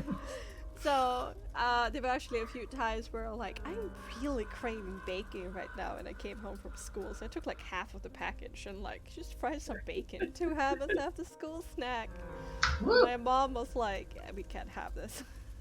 This is not good." I'm like, "No, Side bacon." pork. I'm just like I'm On also its like just side. like eating like the leftover like sweets we gave to the trick or treaters, Mm. which we had like a total of 3 trick or treaters, and they were all one group. No. So I have like a whole bunch of, because like I we usually mean- only buy like one bag of like sort of like some Halloween like Mhm. sort of like gummy bear mix or whatever, right? Yeah. But like it's like we get like one group of trick or treaters if we're lucky. Mm-hmm. But there was like, is there something very important that I need to share with everybody? So they had a dog with them, and it was like this really small, really cute dog. Yeah. They all had like super nice costumes and everything, and the dog had bat wings. Dum dum dum. Oh, that's very cute. I didn't have my phone with me, otherwise I would have asked if I can take a picture. That was like the cutest thing. What? You should have like, hey, hold on a second. I'm gonna go and get my phone. I basically just held out the candy and was like, take everything you want. Yeah. It's all yours. Take it. My mom was like, okay, you gotta hand out the candy because I need to pet this dog. All pets. I am so looking forward to not streaming tomorrow evening. Oh god. So my game that I was playing with the Australians fucking died on me, so I don't have to get up at like 8. Oh, that's the one that you were gonna leave anyway, right? Yeah. Hooray! What? And did kind of turn it Cosmic around. justice. So I'm actually kind of sad because they did kind of turn it around. But then it's like, I'm kind of happy I don't have to get up at 8 a.m. Fair. Fair. Can be hard. Unless you got that kind of either temperament or you have that routine. Yeah, I mean, I usually go from like having a routine where I wake up at like 6 or 7, right? And then I fuck it all up, and then I sleep until 11. And it's like a constant thing, like between fixing my sleeping schedule and fucking it up again. Yeah, I mean, some people's, what is it called? Is it cortisol? That is the hormone that regulates your sleep? How tired you are? Well, whatever. Some people's hormones levels are just geared towards a slightly later, like, zenith. I don't know, I mean, I'm usually good if I just have like a normal like a schedule that I stick to, but then I'll just completely fuck it up. I feel the most awake between like 4 o'clock and 8 o'clock. That's like my sweet time. You know what? I feel that. Really? Mine, unfortunately, is really late. Like Like it's when you the get, worst situation. It's like bursts at of 1 o'clock. activity? Yeah, it's like 1 o'clock in the morning, And like if But I, at that like- point, you get excited. Oh no, I'm sad. my brain does not shut down. It's like, hey, what about this magical item I should create in D&D? I don't And know, then I it just don't know like if it's, never lets go. me not wanting to sleep or regretting it, so it might be that when I'm like I did do fuck all today, but I usually always get like this thing at like around midnight where I'm like, I didn't do anything today. I need to be productive right now. How about I learn a language? It's not like it's a fear thing. Like I didn't do anything. It's more my brain just switches on. It's like Oh yeah, for like a me, boost of it's like, caffeine, I and don't it's know. really frustrating. Yeah, for me it's like I don't know if it's that or like my terrible mental state that like does that for me. But usually around like midnight, I'll be like, I gotta draw now. I must draw you. Hold on. Draw me like a Draw me like One of one your French girls. wood elf girl. One of your. Draw me like With one of French your wood accents. elves. Okay, Come on, anyway, right. everybody's back. Okay, so you make your camp. Put aside the horses, letting them graze a little bit. Put up the tents and the bedrolls. Make yourself comfortable. Refill your water skins, and you sit down to have this, ration dinner. Casimir is like being a little bit edgy, sitting a little bit away from everybody else, silent Smart. through the whole thing. Olivia very much insists on sitting down next to him. Oh, okay. Well, yeah, no, he's not gonna run away from you. It's just like he's too cool to be close to the fire, I guess. Too cool for school, man. Cold never bothered him anyway. Yeah, exactly. And is there something you want to say just after dinner? May I have your attention about something? Look, first things first, I would like to thank you for not killing me immediately. I really appreciate it. And I do think that if you want to, you deserve to know what happened yesterday.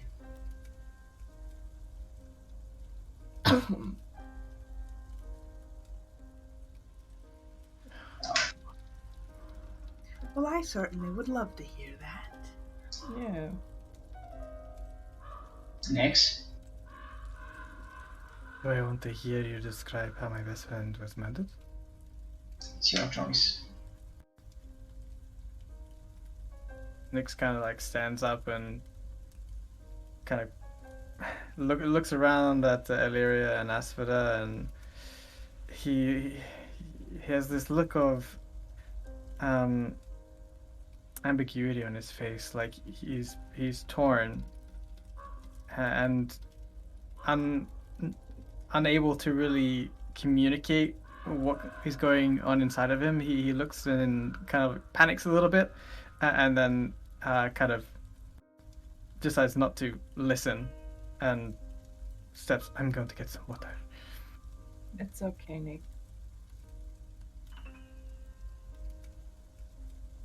Take however much time you need. Grab a You bucket, I guess, or something. just want to wait, or should one of us get you?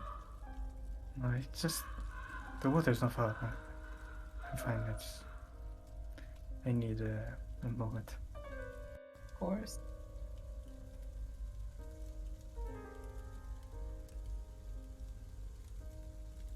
He leaves the campfire. Alright, yeah. You can hear Nick's footsteps crush some underbrush and some leaves as he heads towards the forest stream. Yeah, well, where do I begin? Feel free to ask anything if you wish. So let's start with thing. First of all, I am her daughter, but I'm also her least favorite daughter. It's for the detail. We'll come back to it later. that I was basically less of a person and more of a servant, an object that cleans and sweeps. And so when you burnt down the mill, thankfully, I personally was in Wallaki selling pies, and Morgantha called upon me to return, thinking I was somehow responsible for that. She was furious. I don't think I've ever seen her face contort in such a manner. The hate in her eyes were blazing like flames. She and her sisters were about to flay me when they got the idea to cast a skying spell. And they saw you. The four of you. And Esmeralda being there, seething with anger, Morgantha, and my dear sisters left to Ravenloft, and I stayed there. So I don't know what exactly happened between her and our dear Count Todd, but I did try to sniff around for some intel about her, and unfortunately I came up short. She came back gleefully, saying, I don't remember the exact word, something like, sentimental fool, but brilliant Morgantha still got what you wanted. Yes, I did. And very hastily after that we traveled to Vallaki. She took me, saying, Amati, I need you to be strong now, and you will witness what's about to transpire, and that will make you strong. Now, you see, I was treated very harshly by my family, and I didn't really have anywhere else to go. As I said, my existence is insustainable. Even if I did leave them, even if I did pick up a secret identity, because of the nature of my transformation, it will eventually, the mask will slip, and best case scenario, I would be driven out of that town, and in the worst case scenario, they would burn me at the stake. So I thought to myself, now is my chance to show Morgantha, my dear mother, how strong I am. Thinking that this might be my chance at acceptance. We left for Vallaki. There, we transformed into you. And Esmeralda, I took the form of Esmeralda. And we went to where you slept. You were sleeping quite soundly. And Morgantha had this gleeful look, this almost cheerful look, like she just got a birthday present. We got into your home, and there Morgantha used her magic to give Cubby nightmares. And he woke up, seeking solace, seeking comfort, and not really in his right mind. he saw us. And so we walked outside of the gate. We walked. And when we got far enough, Morganfa slit his throat right where the vocal cords are so that he will not scream. He didn't really try to resist. 10 seconds later and he was already dead. I was completely mortified by it, not by the act itself, but by the sheer joy and gleeful cheers that they had. They did it with, not because it was a necessary thing to do, but because it was fun for them.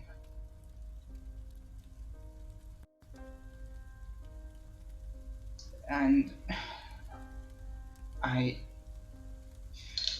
was completely mortified by it. I didn't know how to react to that. I never actually killed anyone myself or saw something like that, and that was much. And then she forced me to carry the body, even though I am not very strong myself, to the pyre that we set previously. My dear sisters cut the arms. Morganfa took his soul, tied him to the fire, and set it ablaze. And when that smell reached my nose, something in me came to realization that I'd rather be dead than be like them. So I cast a spell I secretly learned beneath Morganfa's nose, and I ran. As far as I could go, I ran to Valaki. But my dear sisters are really good at tracking. And so, one of them found me eventually. She first tried to threaten me into coming back, and I refused, and then she tried to be nice to me. And I refused. I tried screaming for the guard, and that was enough to get her off. And I swiftly changed forms and found a hiding place in Valaki to spend the night in.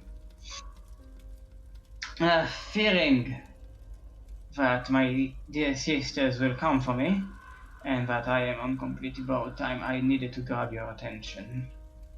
So I disguised myself as a beggar. And you know the rest.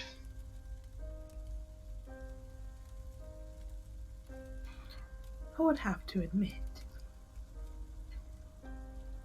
the approach was quite... After going through all of that, I would assume the person wouldn't have been so callous. Well, I suppose I should apologize for that. In actuality, what you saw there wasn't... They weren't my true feelings about the whole situation. That time was running short and I needed to grab your attention, and hate is a great attention grabber. It was not ethical of me to use Cobin's death in that way, but there and then I saw little options. Yes, hate does grab one's attention very fast, but also leaves a strong impression. Though I may, quite honestly, be a bit more forgiving due to of once learning of circumstances. Others, as you may know, aren't. Yeah. I don't expect him to forgive me. I just hope that when the time comes, he will give me a swift death.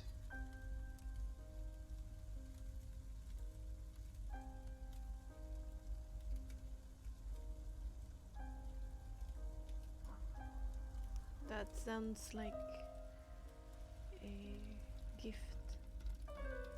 Indeed. It is a gift that I would very much like to live, but I'm afraid that the situation, any scenario in which I get to live is quite honestly does not exist.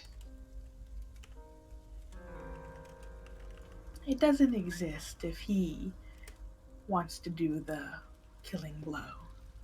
It does not exist nevertheless. As I said, my existence outside of a family is insustainable. It is only a matter of time before something catches me unawares with my trousers down and I bite it. Doesn't matter to me how I'm going to kick the bucket because I will pretty soon. And even if he does forgive me, there are other powers which are out for me. And even if they do not succeed, the world is out for me. At least the world in Valaki. Oh, unlike you, so as for that, I don't really have anyone else. Not now, but if you seek one out. Granted, your situation makes it quite slim. But say that you do. Let's entertain that thought. Alright, let's say that I do. You leave this space, this awful place, and you're free. Nobody knows who you are. Nobody knows what you are. They don't know you were the daughter of a hag who had no choice but to sell pastries baked with children inside. It's completely new to you. Well, there is always the problem of my outer appearance. I can't hold the illusion of me being normal for all day. I need to sleep, and when I do sleep, I revert to my true form. When I'm emotionally unstable, I cannot use my muscle quite well. Any slip up and I'm a goner, but let's say that's not the case. And I'm free. I just got out of the mist and I am free. Yes, what would you do?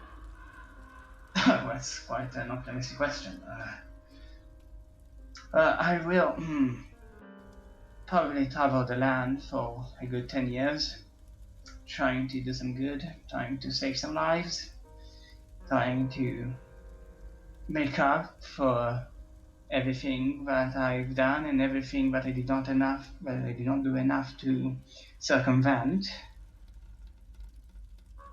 After that, I would find a nice husband, raise a family, treat them with love and care,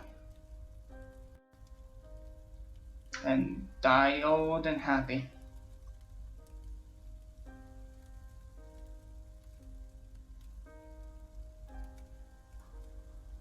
Aspida just gives a small smile. I wonder what will happen between now and Nyx's decision when all of this is done. Can Illyria tell how genuine this wish is? I don't think I will say that any role is necessary in this moment. During this whole time, that cocky, laughing, like smooth sounding voice that she has had ultra often. She's just talking with a low and sincere tone. Wanted to make sure. And one more thing. Sometimes when I get overly emotional, you will hear me speaking like this. Do not be startled. This is my true voice. I just change it using my special muscle so that I don't cause a ruckus. I would see how that would potentially scare away a far future husband. Yes, and people would be quite startled to hear an 18-year-old girl speak like that. Yes, like they've smoked, well, just smoked for their entire lives. Came out with a cigarette in hand. Oh, I came with something far worse. I came with the hands. I mean it in jest. Well, if I will have a husband, I truly hope that he will accept me if I do have the occasional hiccup. I mean, you're here. Somehow Morgantha had somebody. Oh, Morgana doesn't really have anyone. Didn't want to bring it up, but Yeah. Okay, I can. I don't know my father. All I know is, and I am going to switch to transform into Morgantha. Oh no. Oi! Your father was such a nice shag. Too bad you're the thing that came out of it. Now go ahead and clean the dishes, you pissant! And I transform back into Amalia, into Tracy, Mike's. And that's pretty much all I know. You just have to give this nice old looking lady down. yeah. But like the face like twisted. I'm gonna throw out like Hama in Atlas. Yeah! Yeah, it's basically what happens there. Like you see her, like the scene in the Lord of the Rings where Bilbo is really old and he sees like the ring on the floor and he goes, "Wah!" Have you seen the Lord of the Rings?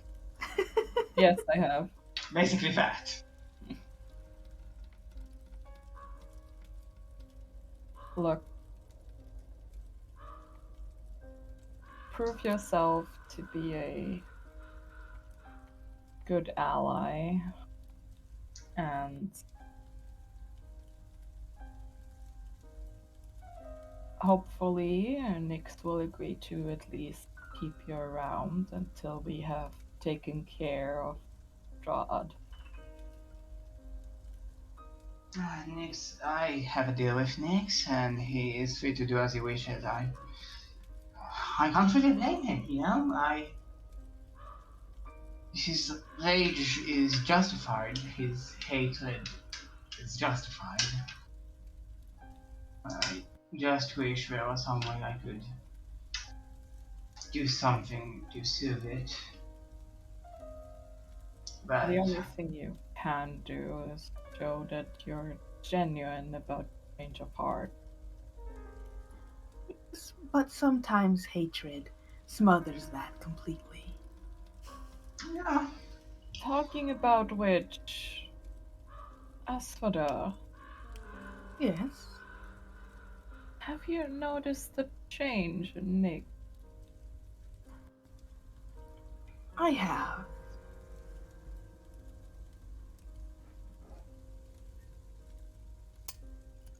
And?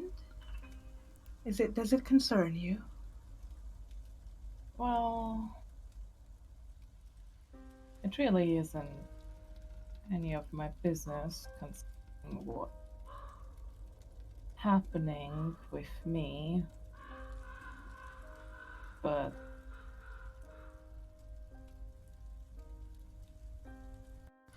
back there in that alley, I noticed that some of his magic seems to be different. His demeanor is sometimes different. I believe I've caught a glance at it when I passed by that alley. Straight out of a nightmare sort of appearance? Oh yes, flaming crown. It is certainly peculiar. Oh, so there is a flaming crown in addition to that third eye popping out of his forehead. Can you repeat that? Yes, there is a flaming crown in addition to the third eye popping out of his forehead. That's the first time you guys have heard about that since he was facing away from you when he did the thing. A third Wait. eye? Pardon? Yeah. Yeah, back in, well, where I met you, he was really mad and basically, and I used my transformation ability to show the red eye on my forehead and then that pop out again. Asphoda does a little squint at that, that third eye. He tried to cast something on me, but well, I've been an experimental rat for many of these sorts of spells, so I know my way around them.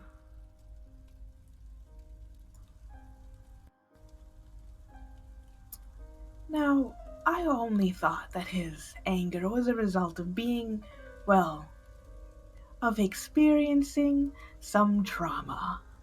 Or rather, a lot of trauma in a short period of time. But that certainly is something else. Wait, he didn't tell you? No, this is the first I've heard of it.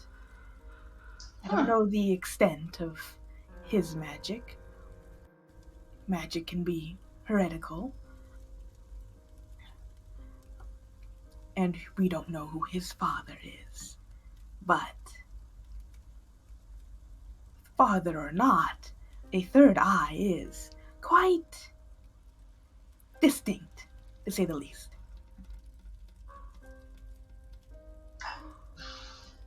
I don't wanna say anything about really knowing for a day, but it seems like I don't think he is aware of the extent of power he possesses. I just want to also point in here and say that Madame Eva, when she activated her soul mark, it was a glowing purple third eye in her forehead. And Anya's shop is called Third Eye Sentries and Poultries, so. Does Asphoda realize this? Can she grab those little pieces together? Yeah, I mean, it has. You have come upon all of these knowledge. I'm just reminding you. Illyria? The third eye? Yes. It seems to be coming up now that I think about it. Vistani folklore. This is important to the Vistani? Maybe. What's this about Vistani folklore? I know it's merely speculation, but it just seems like it's some sort of symbol of the Vistani. So, if we study Vistani folklore, we might be able to find an answer. I feel like it differs from the magic used before, though. Perhaps, but magic may also reflect the state of the person's mind, just like Amartya when she gets upset. Same thing could happen to him. That is true. It just changed, I've noted. I'm more concerned of when. Was there a trigger?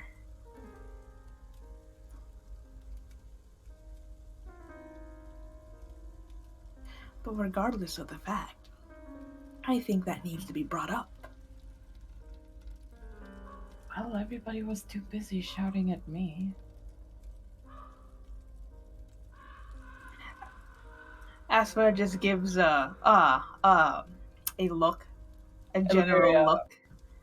Illyria just kind of like starts laughing a little bit, like she was trying to make a joke. Well, now that our focus is clear and open, I guess it's his turn. But I think we might give it a little bit more time, since he stepped out to avoid a conversation he'd rather not hear. Yes. But since he's away, I will say this, Hamatia. Yes, that's fair.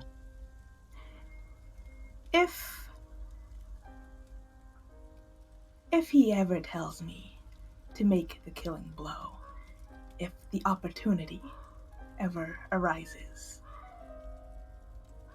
by my will, I wouldn't do it, now that I know circumstance. She looks at you for a second, and you see her eyes go up, and she's trying to keep herself together, but she immediately breaks down.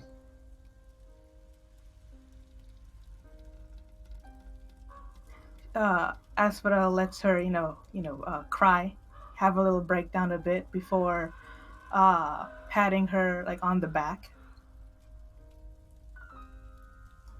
Most people that I've known continue on, let it happen, let them stew in it.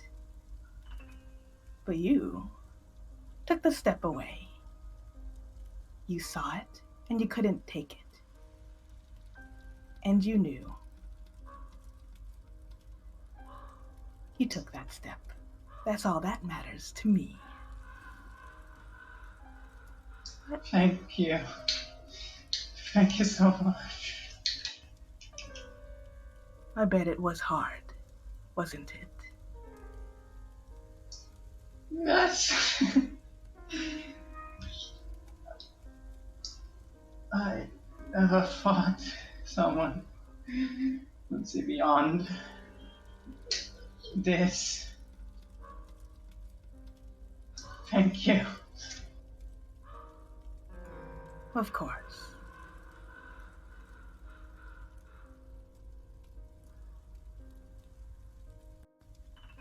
Take all the time you need. If you ever wish to speak more on whatever that may be, I'll lend an ear to you. She nods and she continues to cry.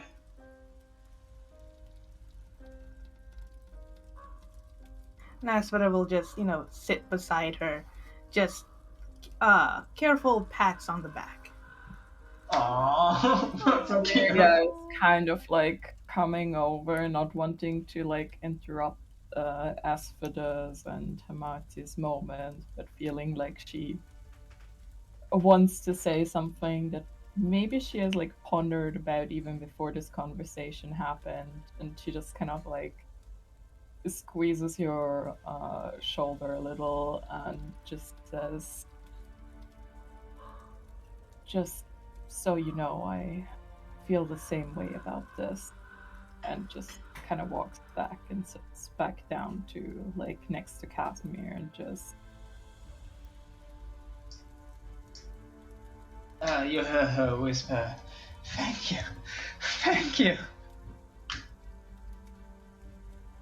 lets Asphoda handle this, since it's more Asphoda's thing.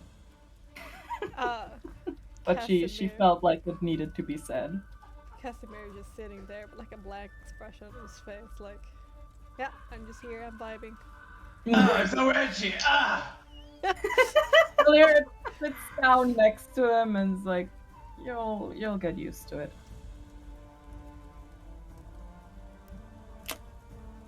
Right. I heard that snap a while back. Was that intentional, DM? That snap? Yeah, I heard a cracking, like somebody stepping on a stick sound. Oh, It's just a spooky ambience that keeps you Ah, who is it? entranced. I'm gonna fucking kill Okay, you. I thought that was like a sound effect, and I'm like, oh, I I'm heard not, that. I'm not that good. Okay, okay. Try my best, but not that good. As this is going, how long has it been since Nyx left? Took his breather. Well, probably 20 minutes or so. Yeah. Yeah. Actually, let's go for Nyx in the woods. Do you do anything particular once you're out there in the woods? I do, but you don't want to hear it. Can we get the gist of it? Yeah, no, sure. It's he's gonna be like with heavy footsteps stomps away from the campfire, muttering to himself.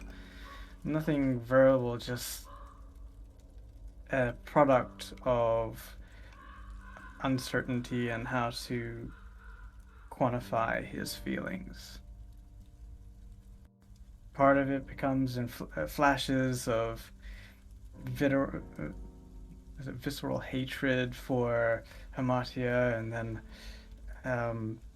kind of frustration and part anger for Asphoda and Illyria willing to entertain such a story in light of Calvin's very recent demise, but that flies away in equal speed, and he's a whirlwind of internal emotions and unable to control it or really focus on anything. He reaches the edge of the stream and just like sits down with a heavy thump. The bucket thumping down beside you. Mm-hmm. And he looks out over the water and then to the sky and takes a deep breath and tear forms, not full, falling down his cheek, but he wells up at his inability to articulate these feelings. And whilst he is sitting there, he has a brief thought. A spark of creative thinking and wonder. And with a renewed motivation and energy, he takes the bucket and wades out briefly into the stream and fills it all the way to the top with water. Right. And takes the bucket back to land and puts it down and waits for the surface to be still. Yeah. Stills eventually. And he reaches into his bag and pulls out the hat of disguise. Oh no. Okay. And putting the hat on, he closes his eyes and thinks of Calvin's form.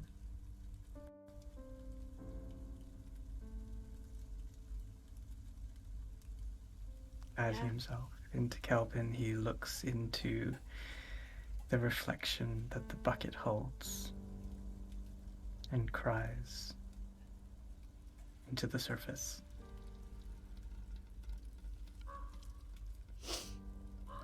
I'm not crying. I'm crying. I'm not crying. This is fine. Yeah. Yeah. You attuned to this item, just so you know. You might have done so already. And doing so means that you can cast a disguise spell at will. Yeah. Okay. I thought you didn't want to hear it. No, I did. We Even do. though it's sad, I still want to We hear already have inspiration, but Jesus. it. Well, that's dark. Anyway, I guess you spend more than 20 minutes in the forest. 'Cause I mean, it's how also- long do you need to spend on self-loathing, I suppose, but I mean, I mean, What I'm do you pretty mean? sure I do that he 24/7. he mourns the missing of his friend, and it was just yesterday, so Yeah. he just felt like he needed some comfort, and that was a possible solution. Yeah. He'll come back after taking the hat off and nodding at the surface, seeing his visage reflected once again in it. Okay. I miss you, buddy. Pour out a little bit of the water, bring the bucket back after 20 minutes or so. You walk back into a camp. That is, there's very little tension in this camp. And both Asphodel and Illyria seems more like comfortable having Hamartia around. And Hamartia looks like she has been crying, and like Asphodel is sitting close to her and like consoling her. And ooh, it doesn't feel good in your stomach. Nick has like this curled up lip as he enters the camp and just drops the bucket on the ground with water splashing everywhere. Have you all had a little bit of a makeup session whilst I was gone? No, we simply heard a full story. I'm sure it was spun to make it look like she was innocent in all of it, I'm sure. No, actually. She was as bare as Illyria earlier.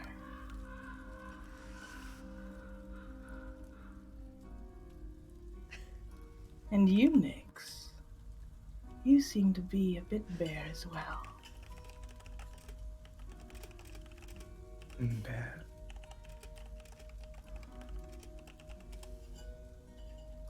Yes. Understandably so.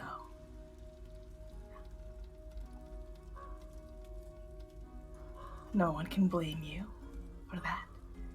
It's still so very recent. Literally hours ago.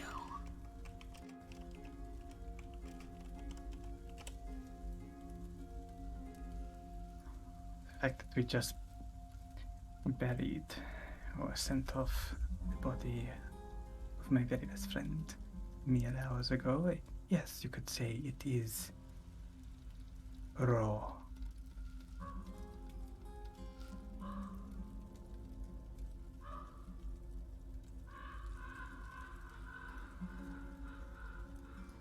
Then sit down, if you wish, and tell me, if you want, how raw it is.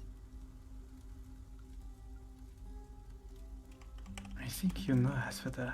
After all, you were there at his funeral. And Nyx darts his eyes over to where Illyria sits. So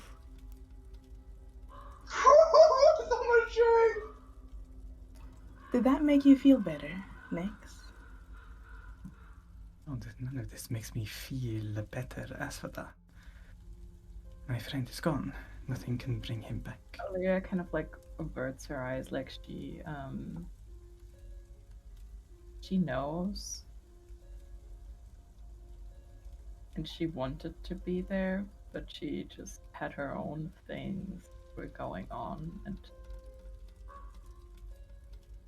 sometimes you just gotta run off into the woods, sulk for a little while. So you don't make eye contact. You're like looking away like a guilty dog. You basically like she catches your glimpse and like You're like a pupper that's done something wrong, and you go, "What's this?" And he looks away. she knows she fucked up there, but she like genuinely didn't like mean to, in a way, if that makes. Doesn't really change anything. But I know. I just like Yeah. wanted to like.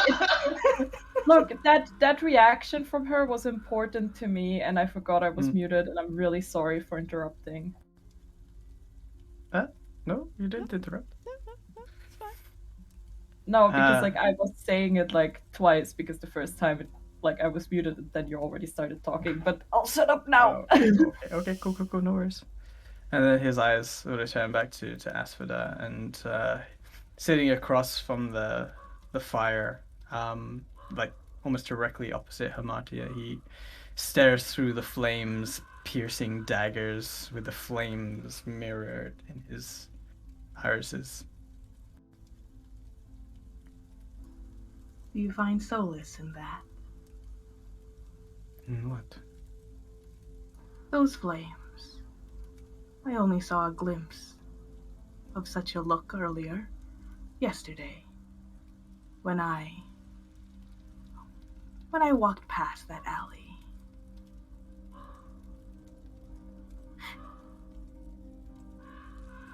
That was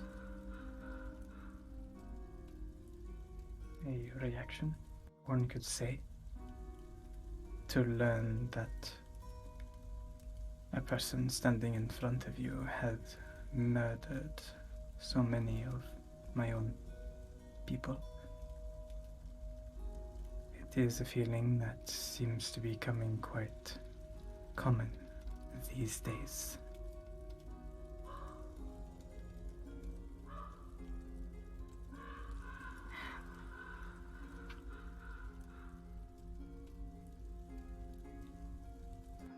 That certainly is the case. One after the other. Barely even a week in between.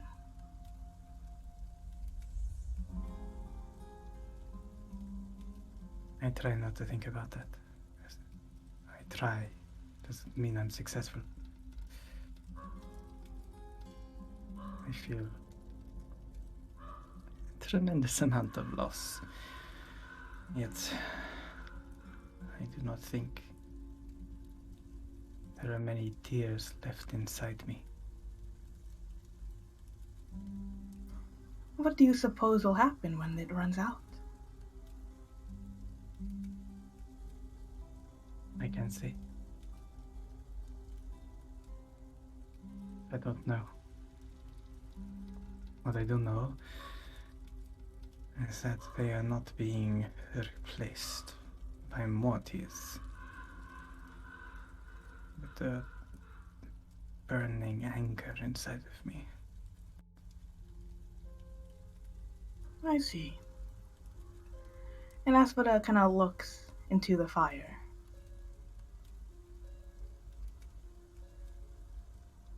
I do wonder sometimes.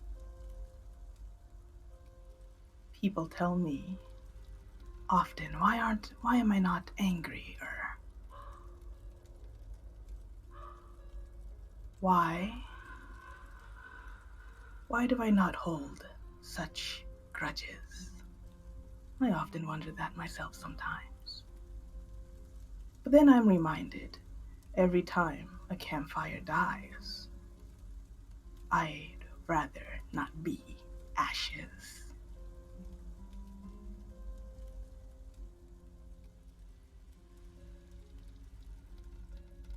Nyx looks somewhat confused at the metaphor. But he takes a moment to think upon it, and then with a kind of jealous and accusatory look at Asphoda, he angrily grabs his notebook and says, "That's too good." And he begins to write that down. That's when it gives a little chuckle. I'm glad you can still admit that you just can't resist remembering that line. Slams the book shut and puts it back on his hip. And with a bit of extra anger. It's like, how dare she?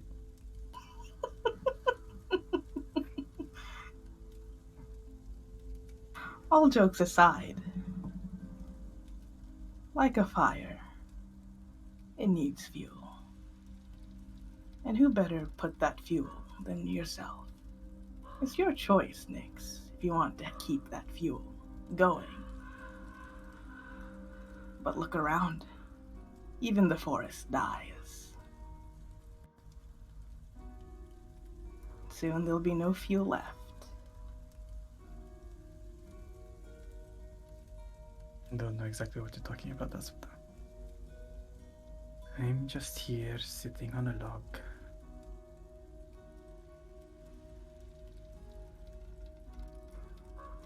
You don't have to know.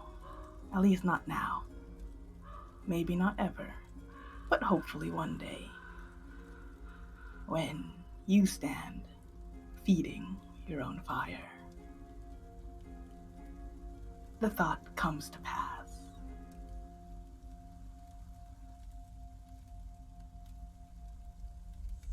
I think there's a lot of fuel to go, though, as for now.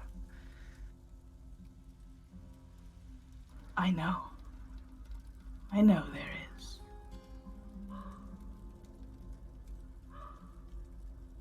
But I wonder, as well, how big a fire will you make, Nyx?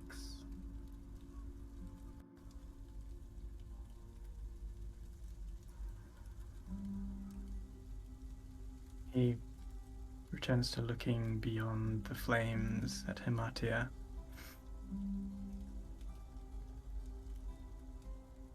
We will see. Amatia looks at you back.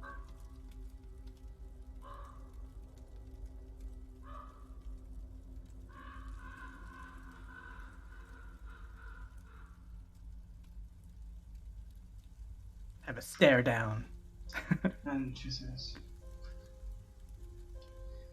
I know.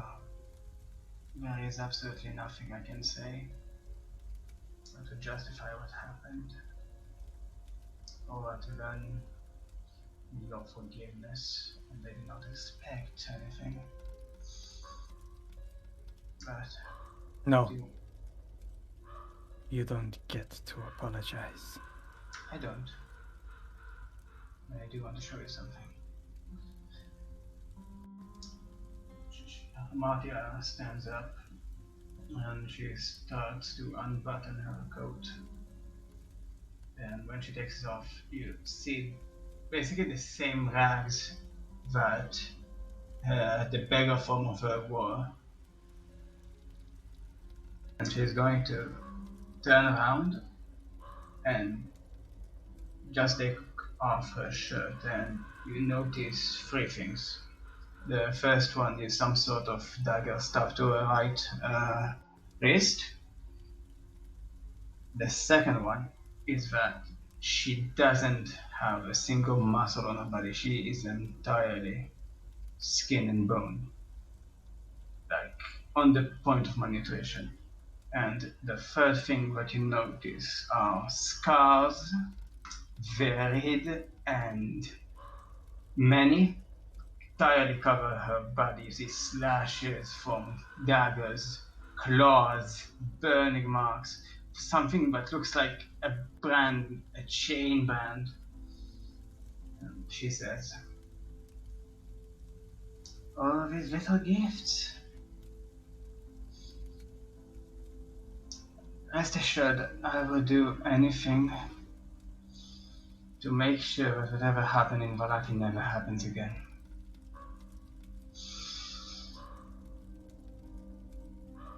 And she begins to wear everything back up again.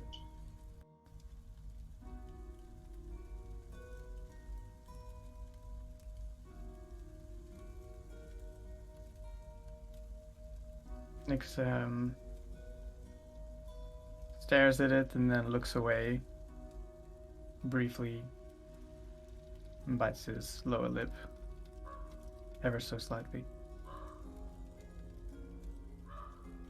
And then looks back at Amatia as she covers up and says, I bet you deserved all of that and more.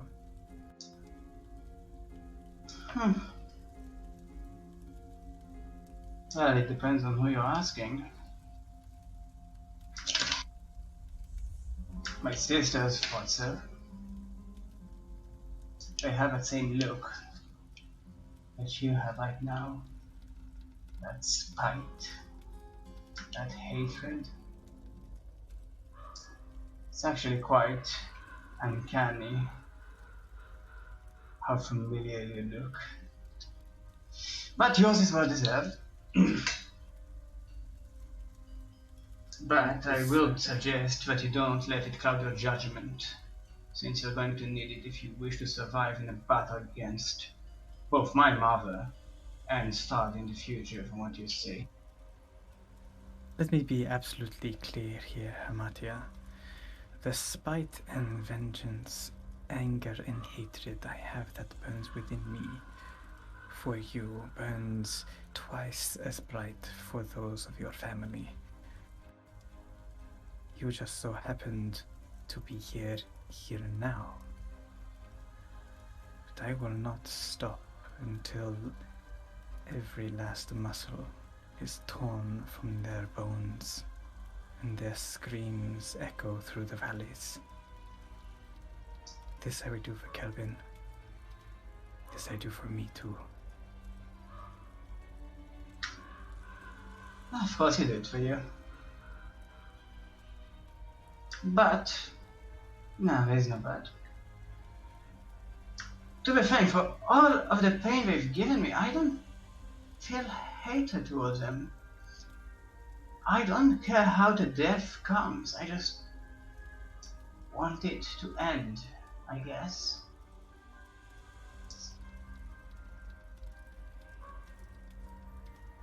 All you have to do is tell us exactly what you know about how to kill Granny and your sisters, and I can make that happen for you. Oh, yes, but then again, I don't think I can trust you with the information right now, and you did say that you have other business to attend. So I'll be holding on to my cards, unfortunate as it may. And you hold on to yours.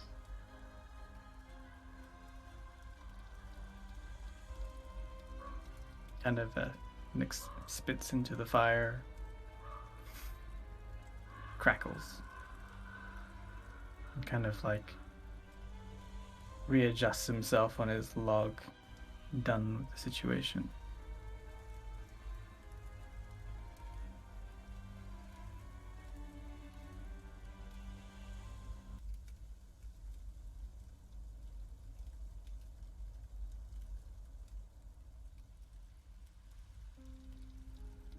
Are you feeling alright now, Asvada, Eriria?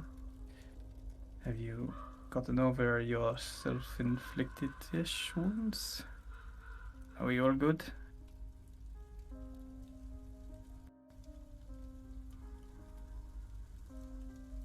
Can you? I'm sorry. What did he say? Did he like something about self-inflicted wounds? Are you feeling better after? I mean, it wasn't self-inflicted, but it kind of was. You kind of inflicted on each other, I guess. I don't know. He's asking if you're feeling better after your afternoon activities of stabbing each other. Oh, that's what he meant. Okay. Aswa looks at her thigh. I'm doing quite fine, though I do have to admit, it's been a long time since a bout like that hurt me so badly.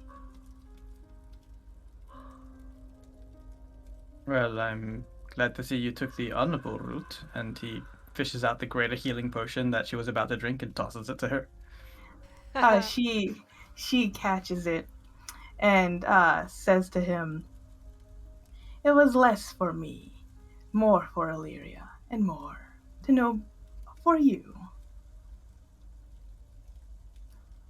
I don't know about I don't know about you, but one doesn't just let go of a potion if they were so convicted to drink it.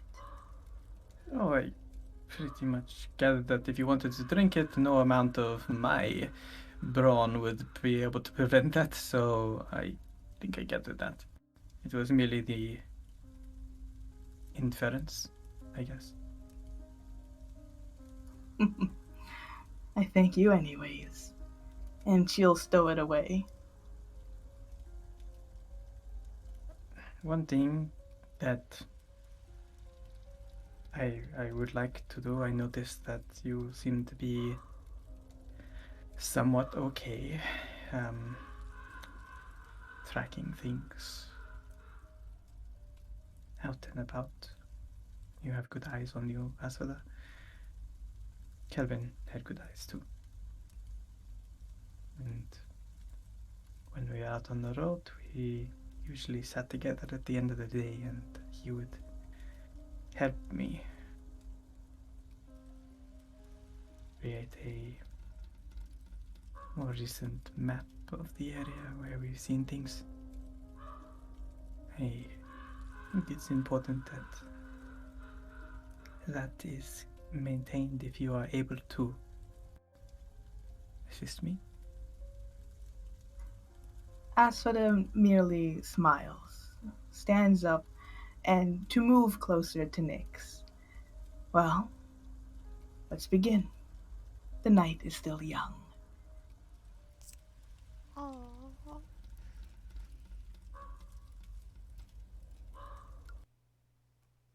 Alright.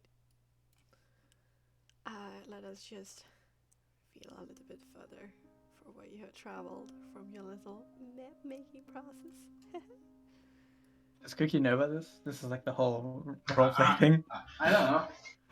So it's kind of a sweet thing, but Nyx and Kelvin, they each had two halves of a of the requirement to be like a cartographer. Like Nyx is a cartographer, but he's not good with like eyesight. Yeah. Is Yeah, it? yeah, yeah. I'm So sorry. basically, you have the Yeah, I'm here. artistic talent. Yeah. Huh? Hello, Hello. Adrian. Hi, I'm here. Can you hear me? Hi. Adrian? Ah! You, Come back! Come No! back! Come back to the light! No! Don't go further into the light! come back to us. Don't go be corrupted by the fire. He's ashes! He's already ashes. Hello. Come back to us.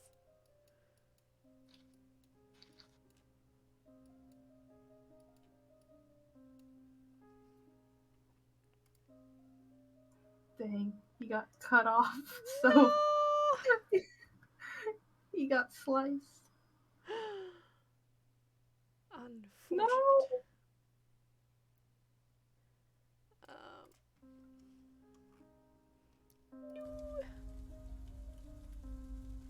No laptop doing an illegal thing? Okay. Okay. Anyway, alright, you do that. Anything Illyria or Himartia want to do before bed?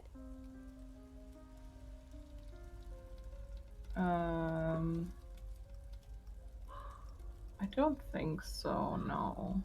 Okay.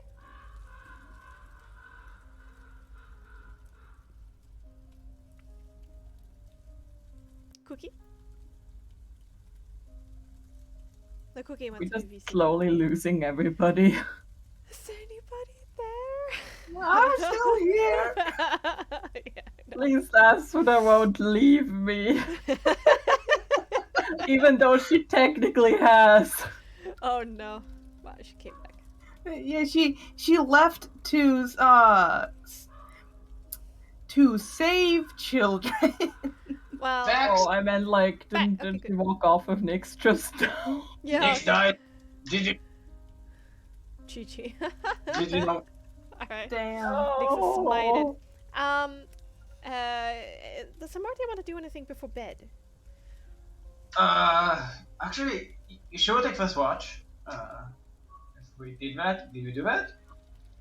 No, we haven't decided yet who takes first, but you can definitely take first because you need 4 people to be able to get like a full night's rest and not Yeah, spend so more she'll time. take first watch, and she will pull out a pen and paper, or a pencil, or a quill, I guess. Oh yeah, not pen, it's there. And yeah. She will try to write a song. Oh. Yes, honoring Anya. Aww. Oh, Uh, my heart. Oh my god. Oh, Nix is back. Yay! Hello. Is your laptop less sus? So, No idea what happened there. He just decided to, well, do something that made all the screens black, and then they came back in pieces. Oh no. Like, Yeah, this sounds like something illegal. That's for sure. okay, sorry. No. yeah, so as I said, Amartya would. is doing the first rest and everyone was gone to bed. So before that, she will take a pen and paper and try to write a song honoring Anya. But she can't really find where to begin, where to start. She is struggling to express herself on paper. She's struggling to put her emotions on paper. And she eventually gives up for now. Okay. Alright. Well, it's a And little bit premature with this sad music then. And before first watch, she will say to Soul, Private Soul, I need you on duty. Alright, Private Soul, here's your mission. Oh, I love We- that. We are on enemy territory, do you understand? I think I do. Good. So, we are going to do night patrol. You know the procedure. You patrol around the woods. You see anything amiss, you come to me and lick me in my left ear to wake me up. Is that clear? Yes. Good, best friend. You always tickle when I do that. Yes! Fun. Don't tell the others though, it's a weakness. Our secret. Our little secret. Okay, go now. Okay. See ya. I go wee. Whee!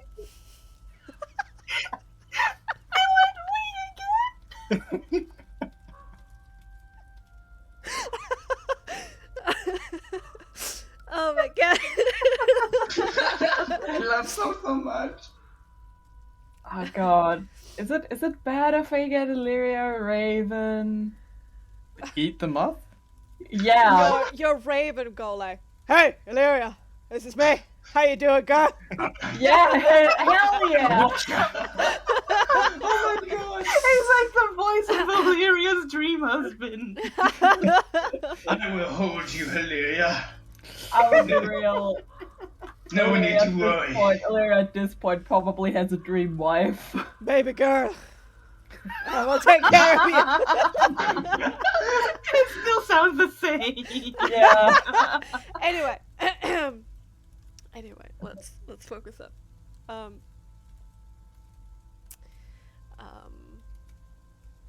Amartya, you sit there by the fire for more than an hour,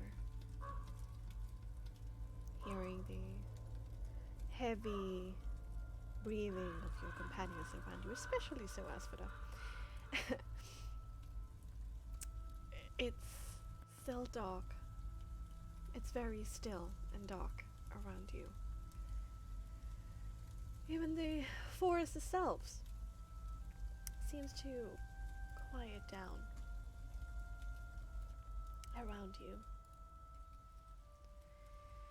No screech of a bird, no rustle of a leaf, no chitter of a bat. You stare into the fire, and even the crackling of it seems to dim in your ears. It's like you sink into yourself, lost in introspection. The world around you blurring as you focus your gaze inwards.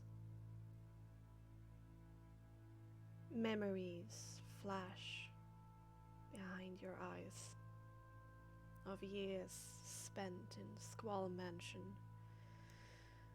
of your ignorance helping out in the windmill, of your sisters, of your mother dearest, of Calvin.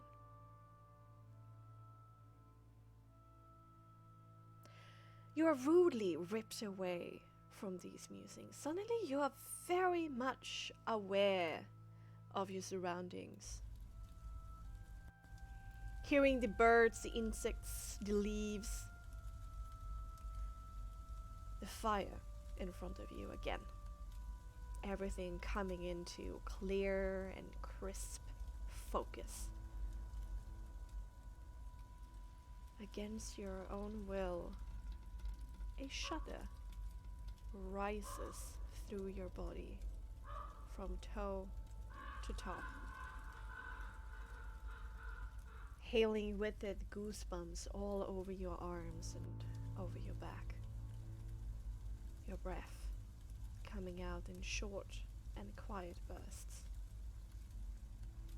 You are not alone. Something is behind you.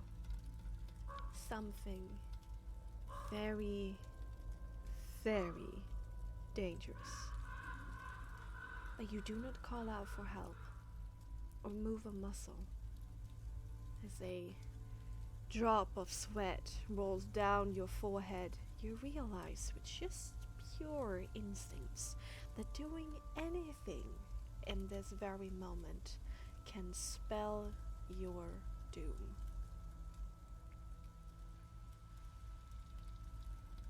Seconds tick by.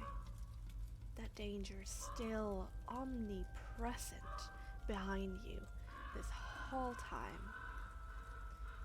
In the end, darn curiosity wins over fear.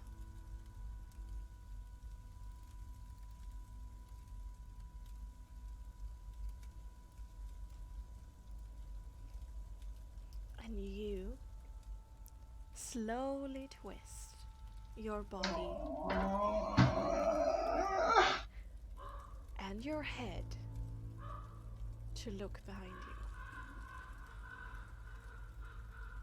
you. Look into the darkness. Standing there with perfect posture, pale skin, Shit. and a nobleman's garb crossed with a suit of armor, and dark crimson eyes that reflect the dancing light of the fire, animating them further, is a man, a half-elven man. He smiles as your eyes meet. So, what do we have here? Make me a composure saving throw. Jesus. Okay, I'll use my inspiration for. I won't use my inspiration after I fail. Yeah! For sure, failure. Oh, I hate this! What is he doing here? That's 23? That's pretty good. Pretty good. That's a 23 save? You want to save face? You can feel something from that, just that that smug smirk on his face and that intense look into your eyes, that there's something creeping over your brain. But the fear that you're feeling in this moment actually managed to shake it off. And he frowns.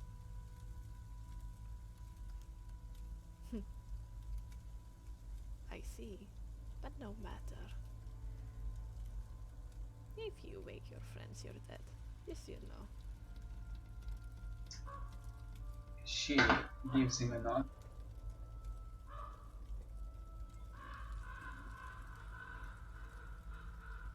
Come. Now. And unceremoniously, he just turns around and walks into the forest. Amalia follows.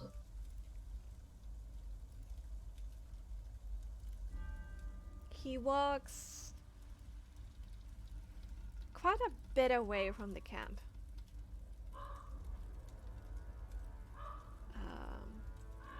To make sure that there is some distance between you and them. And then once again, unceremoniously spins around again, that black cloak with fur around his neck, twisting around his legs as he regards you again.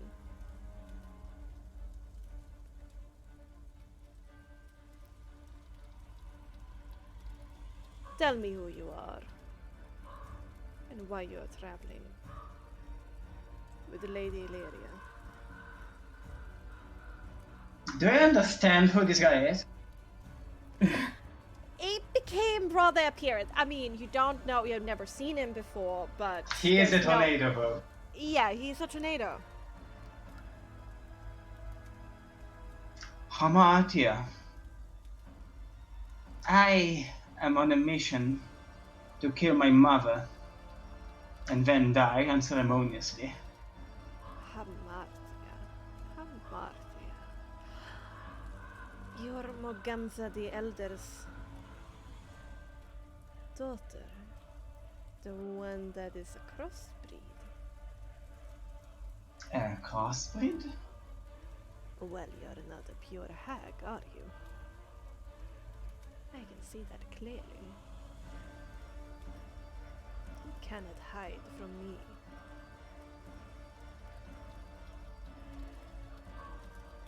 I believe there are few in Barovia who can.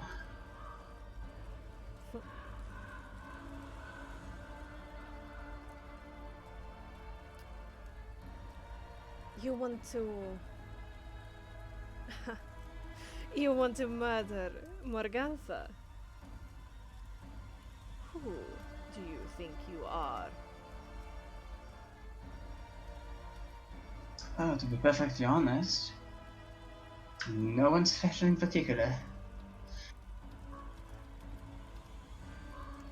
He walks towards you and stares down into your face, looking quite intimidating. You are aware that me and Morgamza has a contract. She's protected.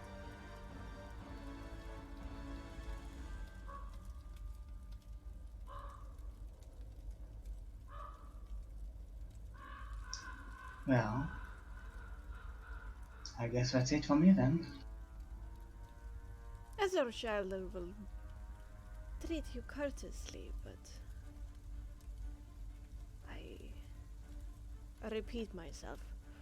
Who do you think you are that you could even start to imagine that you can go against me?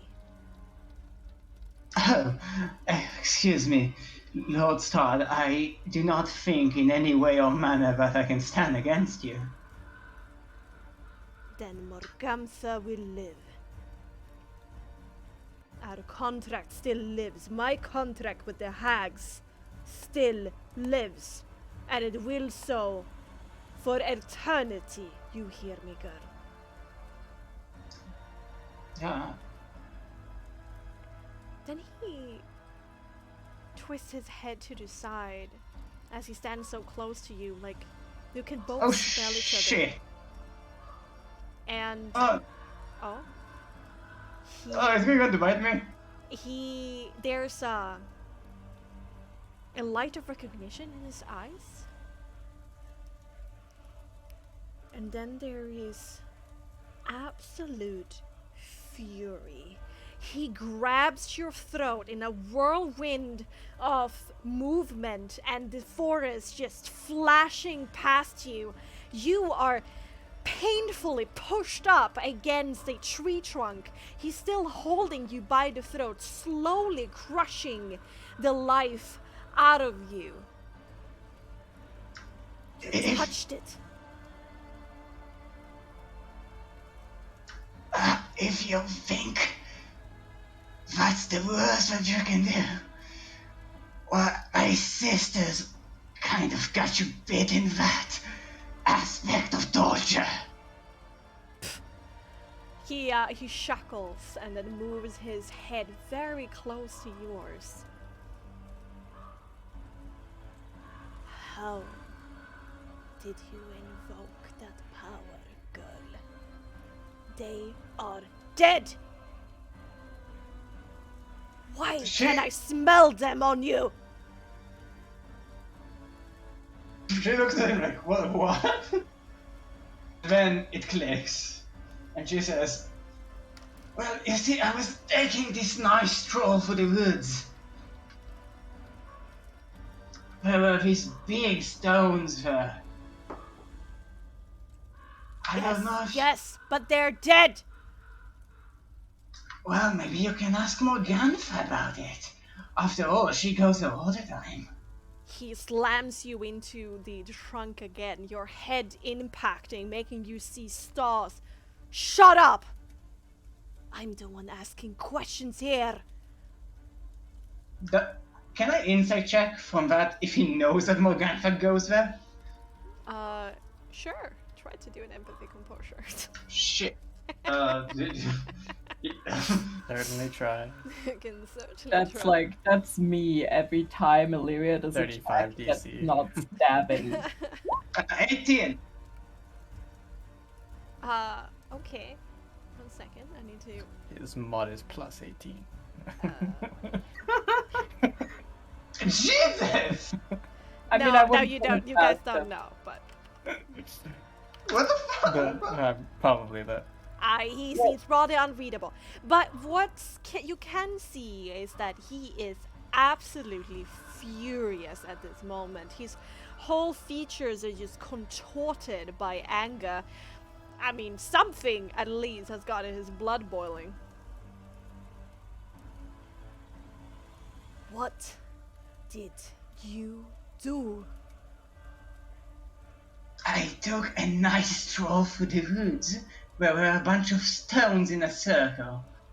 I stood there and suddenly, well, lo and behold. He leans out a little bit, looks at your face, considering if you're being serious or not. And then a dark smirk appears on his lips. We are going to be very, very good friends, Amalia. And I needed to do another composure save. Fuck me. I can do this every turn.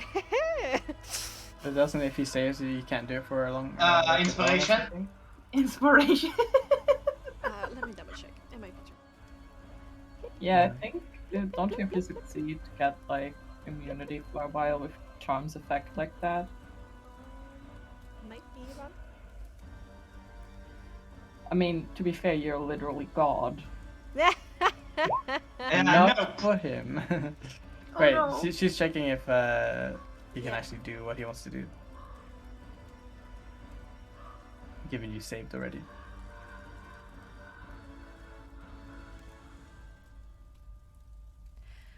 No. No, what? There's You can't? There's no cooldown if you save. Mhm. Man, that's so Jesus broken. Christ. Oh Um. no.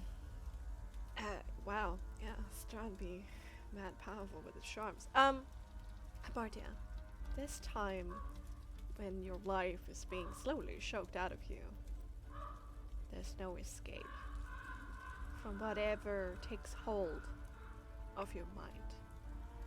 From one second to the other, and he releases you as this happens. You fall down on the ground. You go from regarding the Count as a tornado that cannot be negotiated with, as being a very good friend. Fuck me. And considering how many friends you have, this might be your only best friend in the whole universe. Oh, And he I squats feel like down. that's very, very mean towards Saul. Besides Saul. Yay! You squat down in front. He squats down in front of you as you're like there panting. Oh, I'm very sorry. Now, I want you to tell me everything. And he gives you a large smile. of course, my friend. Well, whilst Morgantha was visiting your place after the mill incident, well, I came to that hill which you speak of. And together you two spend a undisclosed amount of time together as you prattle away with your very good and best friend besides Soul. And we're going to end tonight's episode right there. Am I fucking dead? No. You're just charmed. I don't think he'll kill you. He's quite charming. Ah. I Oh hate my it, God. especially since I'll be gone for 3 weeks.